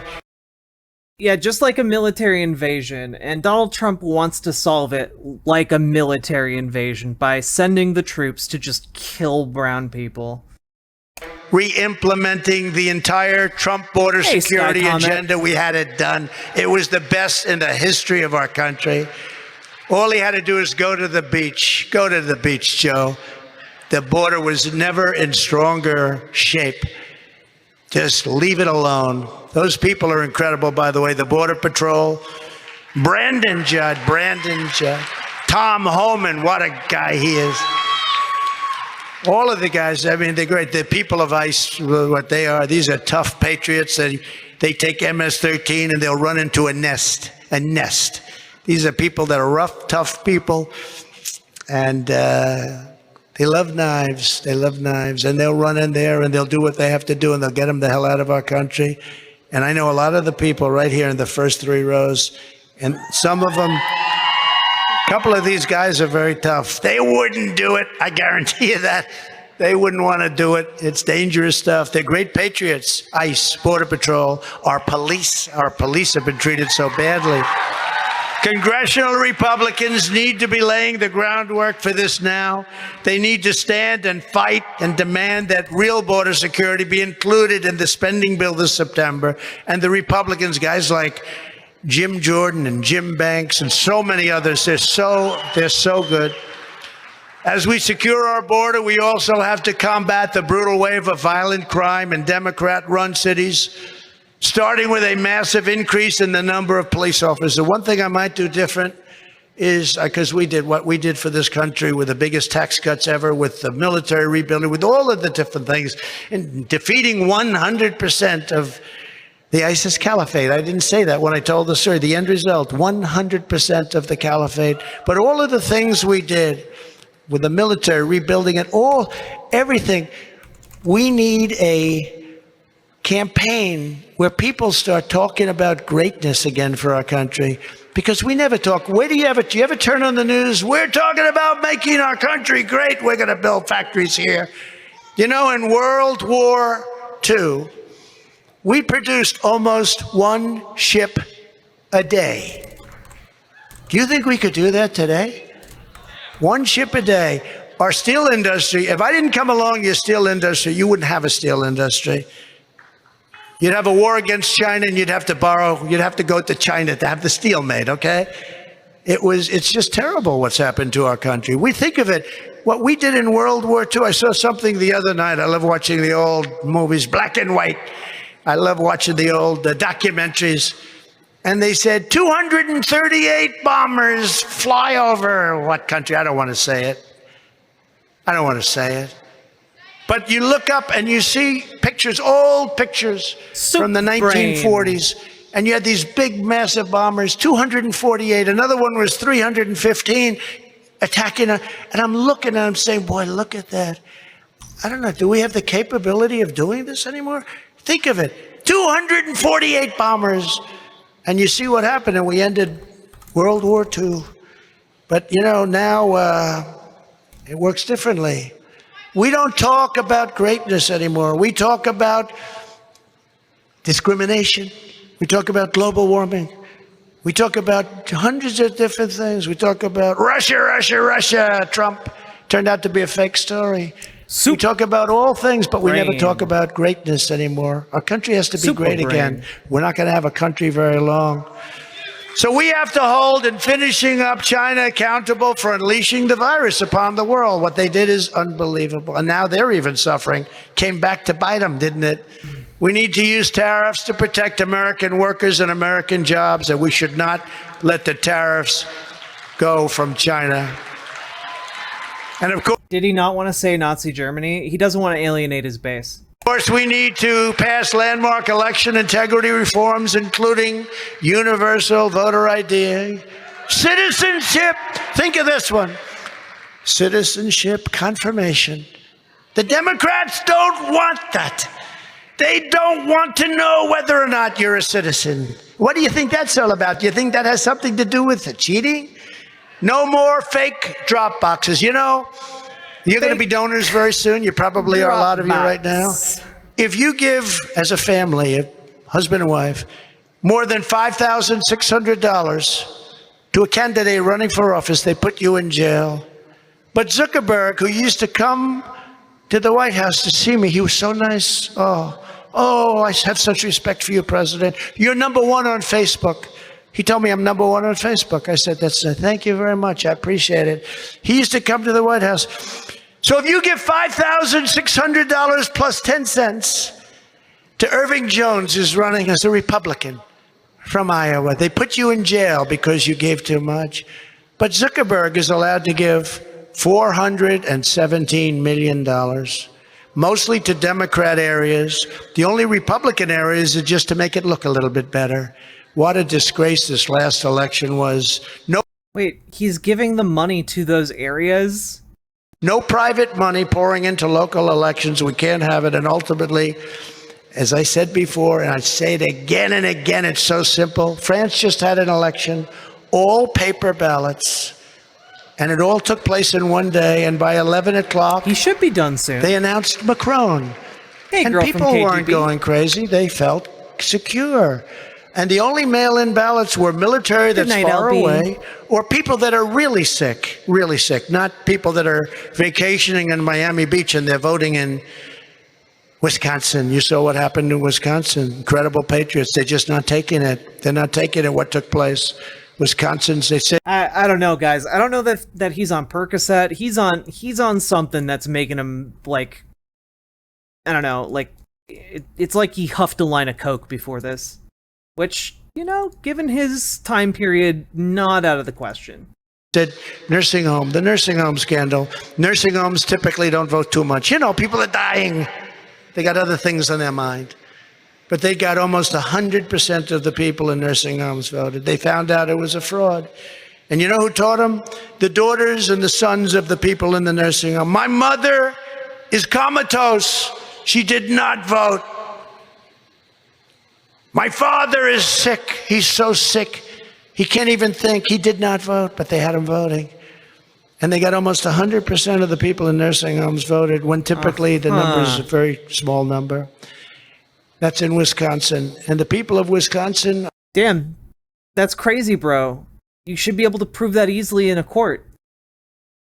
You know, the courts that found so favorably for you, that you talked about earlier in your speech. Are not standing for it. And that was just one of many other things. America stands at a pivotal hour, and the choices we make will determine whether we fail or whether we flourish. And you're going to be right there on the front line. Right now, these next few years, our country is going to decide if we are going to allow a corrupt and radical ruling class to snuff out this incredible torch of liberty, or whether we resist the forces of decline and raise that torch higher and prouder than ever before to enlighten and inspire the entire world. Together, we're standing up against some of the most menacing forces. We must oppose the ruling class, says literal billionaire. Entrenched interests and vicious opponents our people have... We must oppose the ruling class, says man who has repeatedly scammed charities and nonprofits. We've never seen anything like it. A friend of mine recently said that I was the most persecuted person in the history of our country. Me, the most persecuted. I never thought it that way. I never had time. I was always fighting with these people that were trying to persecute me. Yeah, I'm sure you've never thought of it that way. I didn't have time to think about being persecuted because I was fighting persecution. When I thought about it, though, I sat back. He's a very smart guy, successful. Sat back, I said, he may very well be right. Certainly there's been no politician or president treated like I've been treated. Yeah. No president has ever been treated like you've been treated.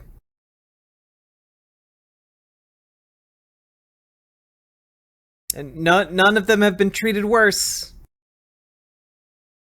Definitely not like, I don't know, Abraham Lincoln, who had half the country go to war, literally to war against him, and then was assassinated. Yeah, definitely not. Donald Trump's the most persecuted one. Russia investigation that was covered religiously by the fake news media, even though they knew it was a fake story. It turned out to be a concoction. True, yeah, Biken. Yeah, not like being owned by literal slaveholders. Jesus. Concocted fairy tale made up by crooked Hillary Clinton, the Democrats, DNZ, and a sleazeball writer named Christopher Steele in a coordinated effort with, of all things, Russia. They were working with Russia. Can you believe it? And I spent 2.5 years. They were the ones working with Russia, not my administration that was explicitly working with Russian officials. Was he trying to say DNC, chat? I think he was trying to say DNC. Impeachment hoax number 1. Impeachment hoax number 2. How about this? I make a phone call to congratulate somebody. The impeachments weren't hoaxes. They happened. On winning the election to be the president of his country, I got impeached. Think of that one. And I will say the Republicans stuck together, other than a few, the same few. But the Republicans stuck together, really stuck together well. And then I had the Mueller investigation resulting in a verdict of no collusion. That only took 2 years. That's not what the Mueller report found at all. So who has been treated like this? There's never been a politician treated. There's really never been, probably in terms of a large scale and length of what's going on, it just never ends. But there's never been a president treated like this. There's never been a politician. And for the most part, there's just about never been a person treated like this. Never been a person. He's the most persecuted person, not just in the United States, but in world history. Holy fuck. The narcissistic balls on this man. All of this while I was doing so much as a president, including the most secure borders in American history, record tax and regulatory cuts. These are bigger than the Reagan tax cuts by a lot. $1.87 gasoline, because don't forget, you can't look at it from January 20th. You have to go from before that, because they started going up right after the election. No inflation, low interest rates, record growth like you've never seen before in real wages. The historic Abraham Accords bringing peace to the Middle East. And much, much more. Rebuilding our military. I could stand up here all day. We did over 1,000 great things, including over 300 judges, justices, and 3 justices of the United States Supreme Court. But with all of the things, and they've admitted, yesterday the New York Times, one of their most important columnists, wrote a story that the Russian deal was a hoax. but the Times covered it for years, that I was working for Russia. You know, I'll tell you, because you're young and great, and bright-eyed and bushy-tailed. But young people would come up to me right after I came down the escalator with our great First Lady, our future First Lady, Melania. And the campaign sort of started, and they said, "Sir, it's so great to meet you. I love you, sir. Sir, do you know anything about Russia?" I said, "No, I don't really." What strange question. Why? How much longer is this? Just, I really wish I could skip ahead, but this. Yes. Nothing, sir. It's okay. Good night. A month later, another person would come over. "Sir, hi, great. Sir, have you ever had anything to do with Russia?" He's a negative charisma Gilbert Gottfried. I'm not really too familiar with what you mean. No. Then this went on endlessly, like 4 or 5 times. After the 5th time, I said, "What the hell is going on with Russia?" It was a fairy tale. And now we have the same thing with this unselect committee of political thugs, January 6th. And I watch the very same people who perpetrated the lies that I was an agent of Russia. Think of me as an agent. I'm a rich guy. I don't need whatever the hell it's. I'm going to be an agent of Russia. I love our country. That's why I did this. Yeah, you owe Russian banks a lot of money, my dude. Forbes just came out. They said the only president and politician ever to go down in net worth during his office was Donald Trump. I'm proud of that. I didn't take my salary. It's $400,000. I didn't take my salary. And much more importantly, they say I went down by $600 million. Hey, fat guy named Tiny. Thank you very much for subscribing and for being subscribed for 10 goddamn months. We have a Twitch babby. We do. We shall name it Eric Trump, so at least one Eric Trump is actually loved. Oh. Bill Casey, he asked Russia for Hillary's emails on national television and tweeted that his own son met with Russian officials to get dirt on his opponents. Yeah, no, absolutely.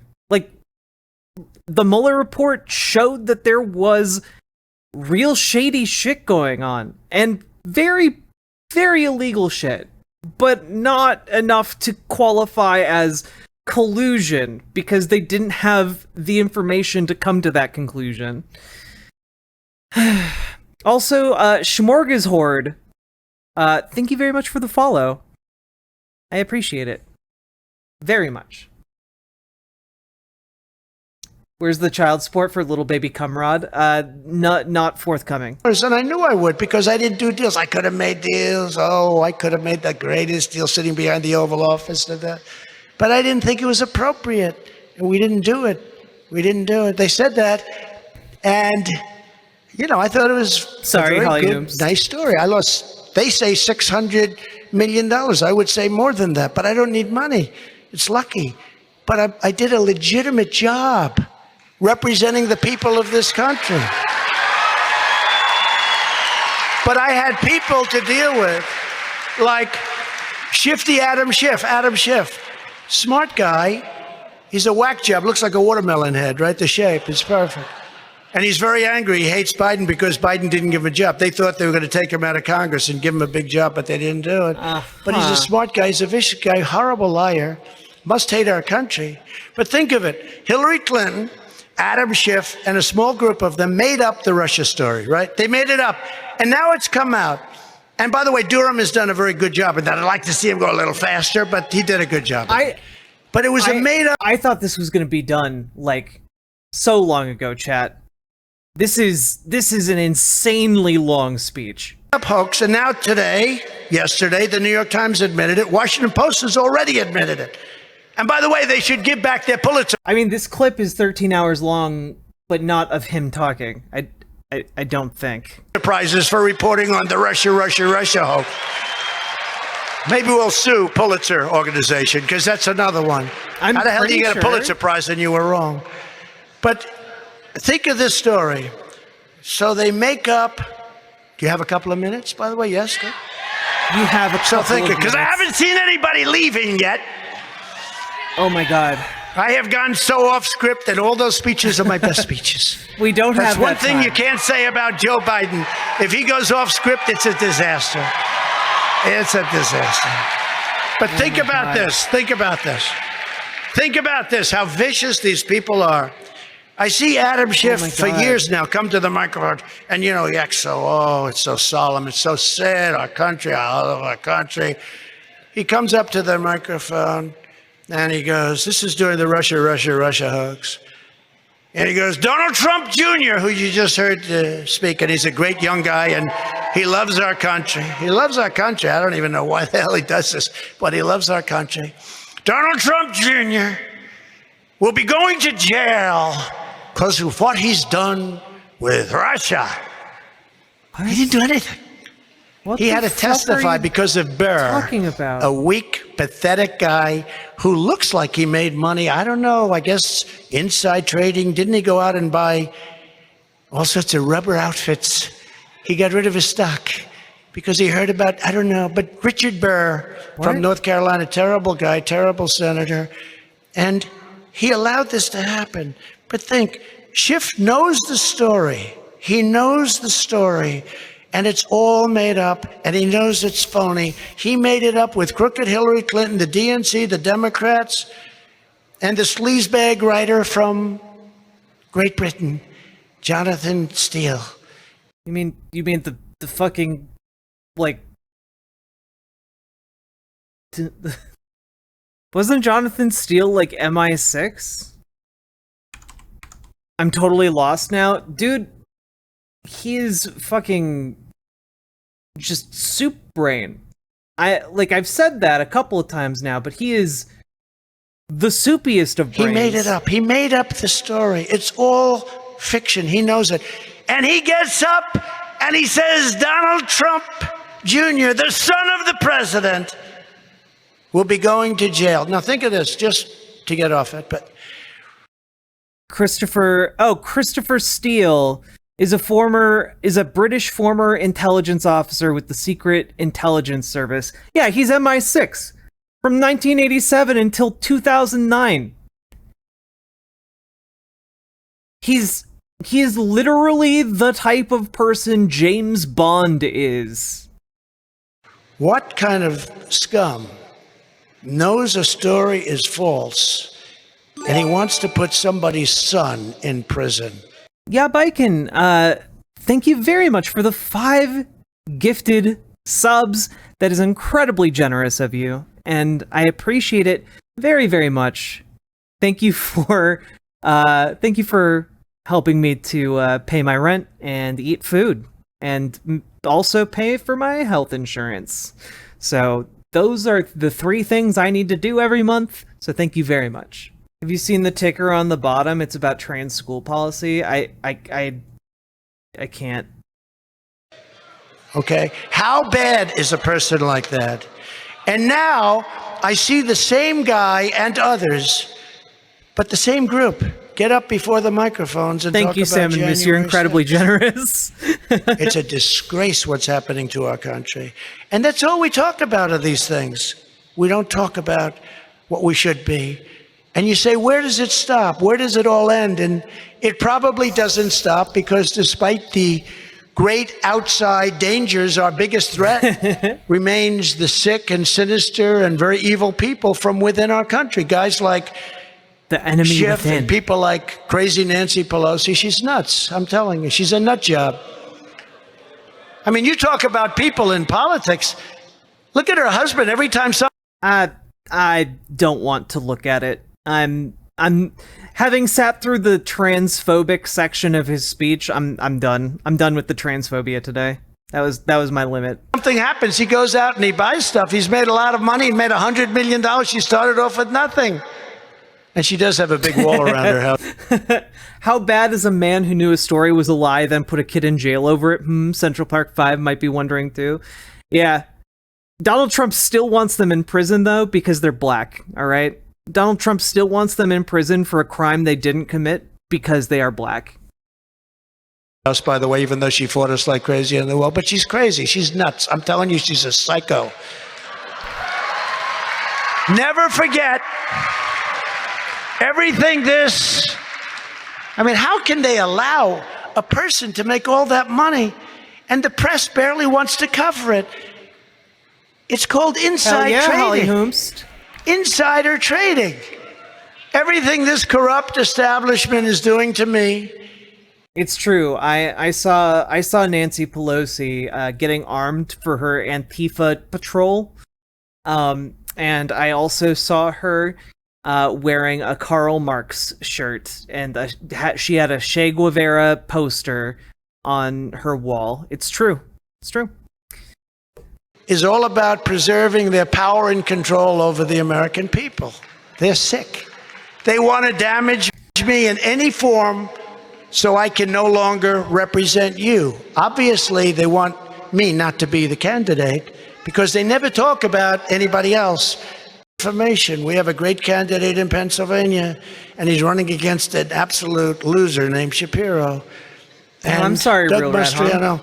And they say, oh, we want Mastriano to win. Well, they know he's... Aw, Yabikin, thank you very much for subscribing. I appreciate it. You don't have to hand it to Nazis, but at least they're good at losing every single conflict. True. You know, it's kind of great watching them just tie their own shoes together and then trip and then try and blame it on a minority. You know? It's like a real life version of that meme of the guy on a bicycle who makes it fall over by himself and then blames someone. He's going to win. I endorsed him. They know he's going to win. So everything about them is disinformation. So they say, we want Mastriano. Well, the one person they don't want to run against is me. And all they have to do is look at the second election where I did so much better than I did in the first election. Take a real look at it, at the real numbers. The real numbers. The fake news media is totally complicit in this whole deal. And if I renounced my beliefs, if I agreed to stay silent, if I stayed home, if I announced that I was not going to run for office, the persecution of Donald Trump would immediately stop. We know that. Oh God, yes. He's their Christ figure. Oh God, we're getting into that territory, aren't we? That everybody knows that. But that's what they want me to do. And you know what? There's no chance I do that. There's just no chance I do that. I can't do that. Because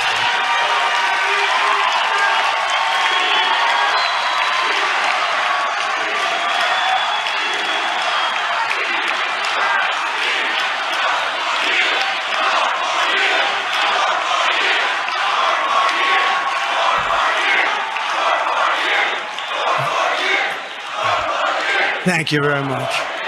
Because I love you and I love this country. We can't let this happen.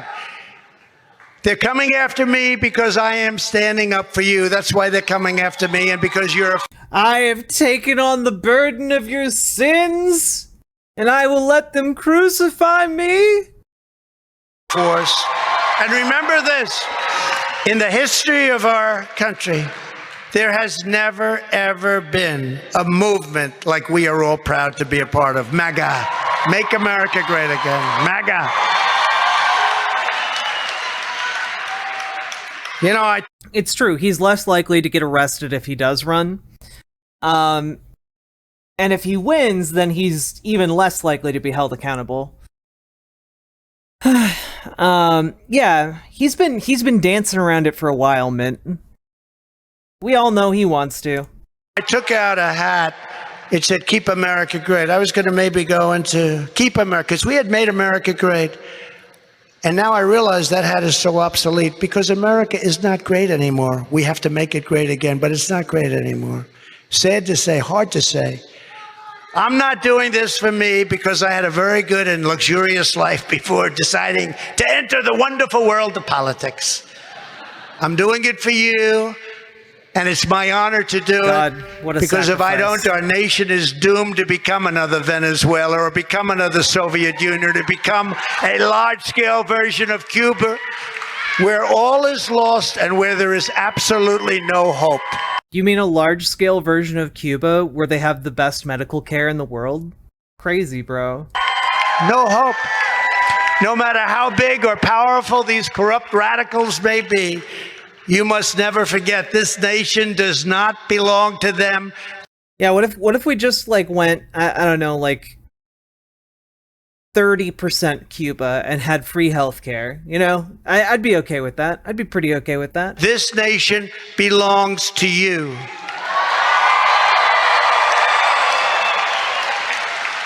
This is your home. This is your heritage. And our American liberty is your God-given right. It's your God-given right. As grave as our challenges are, as great as the threats appear, all you have to do to rekindle your hope in our future is to look around this room, the incredible people in this room, at the thousands of proud young American patriots with spines of steel and hearts full of faith and love. You have love. You're tough and you're strong, but you have love. The spirit of your generation is the same fierce independence, the same unbounded confidence, the same unyielding tenacity, and the same righteous determination that America has always surrounded itself with and summoned when there was a problem. And we've had many problems. From the grim December of 1776 to the epic struggle at Gettysburg. So horrible at times, so vicious, so many deaths. From the perils of the Oregon Trail to the battles with Soviet communism, the story of our nation is filled with bold young Americans who poured out their blood, sweat, and soul to make America into the greatest nation in the history of the world. But now we are a nation in decline. We are a failing nation. Yeah, he really likes dancing around the whole fighting fascism bit of American history. We're a nation that has the highest inflation in 49 years.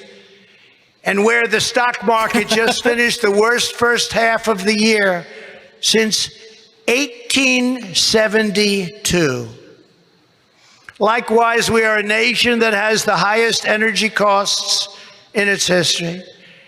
We are no longer energy independent or energy dominant as we were just 2 short years ago. We are a nation that is begging Venezuela and Saudi Arabia and others. We're begging them for oil. Please, please, please help us, he says. Yet we have more liquid gold under our feet. Jesus. I have more liquid gold in my bladder than any other country anywhere in the world. We are a nation that is consumed by the radical left's Green New Deal, yet everyone knows that the Green New Deal will lead to our destruction. We're a nation that surrendered in Afghanistan, leaving behind dead soldiers, American citizens, and aid. You planned the pullout. What are you talking about? $85 billion worth of the finest military equipment anywhere in the world. We're a nation that allowed Russia to devastate a country, Ukraine, killing hundreds of thousands of people, and it will only get worse. It would have never happened with me as your commander-in-chief, and He's for 4 long years, Dr. it didn't happen. We're a nation that has weaponized its law enforcement against the opposing political party, perhaps like never before. We are a nation that no longer has a free and fair press. Fake news is all you get, and they are truly the enemy of the people. We are a nation where Just pronounce it in the original tongue, Donald. I know you know it. I know you know it. Just say what the Nazis called it. Lügenpresse. Just say it. The way they dance around this is fucking... I don't know, like, why bother at this point? You've already gone so far that you are just saying in English the things that the Nazis said in German.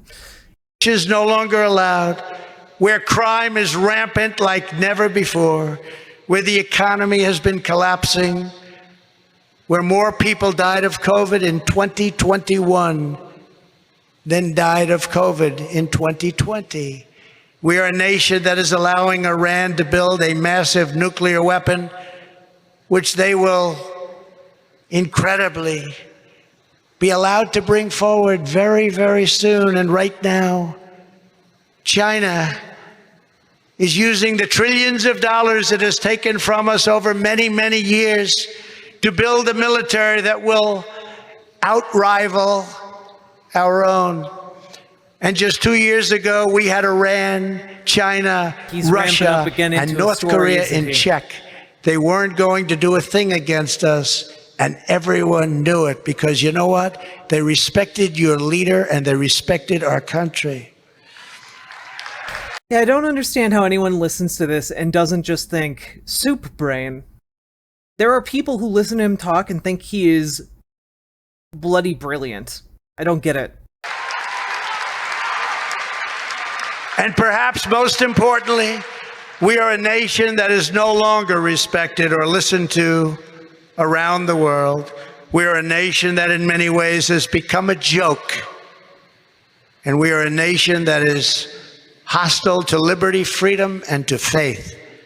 We are a nation whose economy is floundering, whose stores are not stocked, whose deliveries are not coming, and whose educational system is ranked at the bottom of virtually every single list. But we are not going to let this continue. 2 years ago, we had the greatest military, we had the greatest economy, we had the greatest feeling of any nation ever before in world history. We were a great nation. We were respected by everybody. And soon we will be again. Doubt it.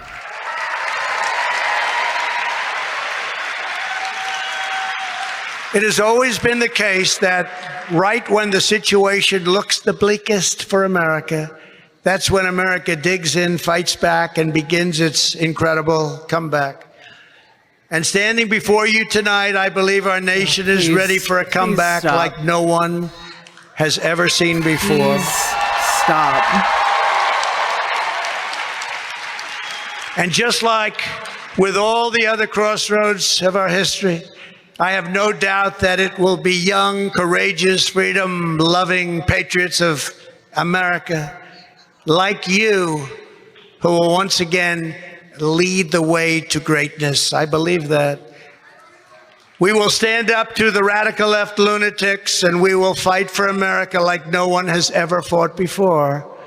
There is no mountain we cannot climb. There is no summit we cannot reach. There is no challenge we cannot meet. There is no victory we cannot have. We will not bend. We will not break. We will not yield. We will never give in. We will never give up. We will never, ever, ever back down. As long as we are confident and united, the tyrants we are fighting do not stand a chance, because we are Americans, and Americans kneel to God and God alone.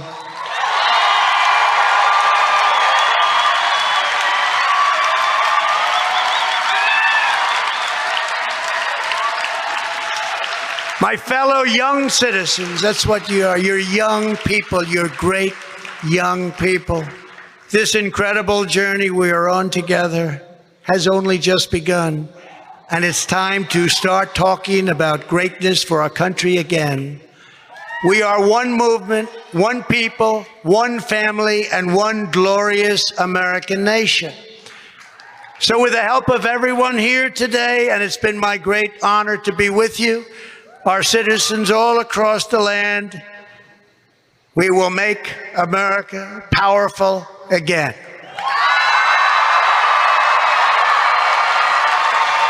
We will make America wealthy again. We will make America strong again.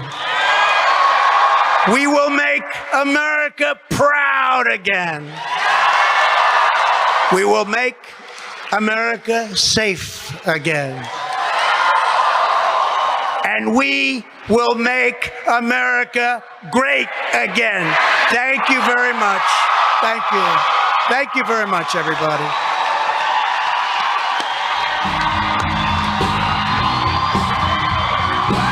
Thank God. It's done. It's done. It's done.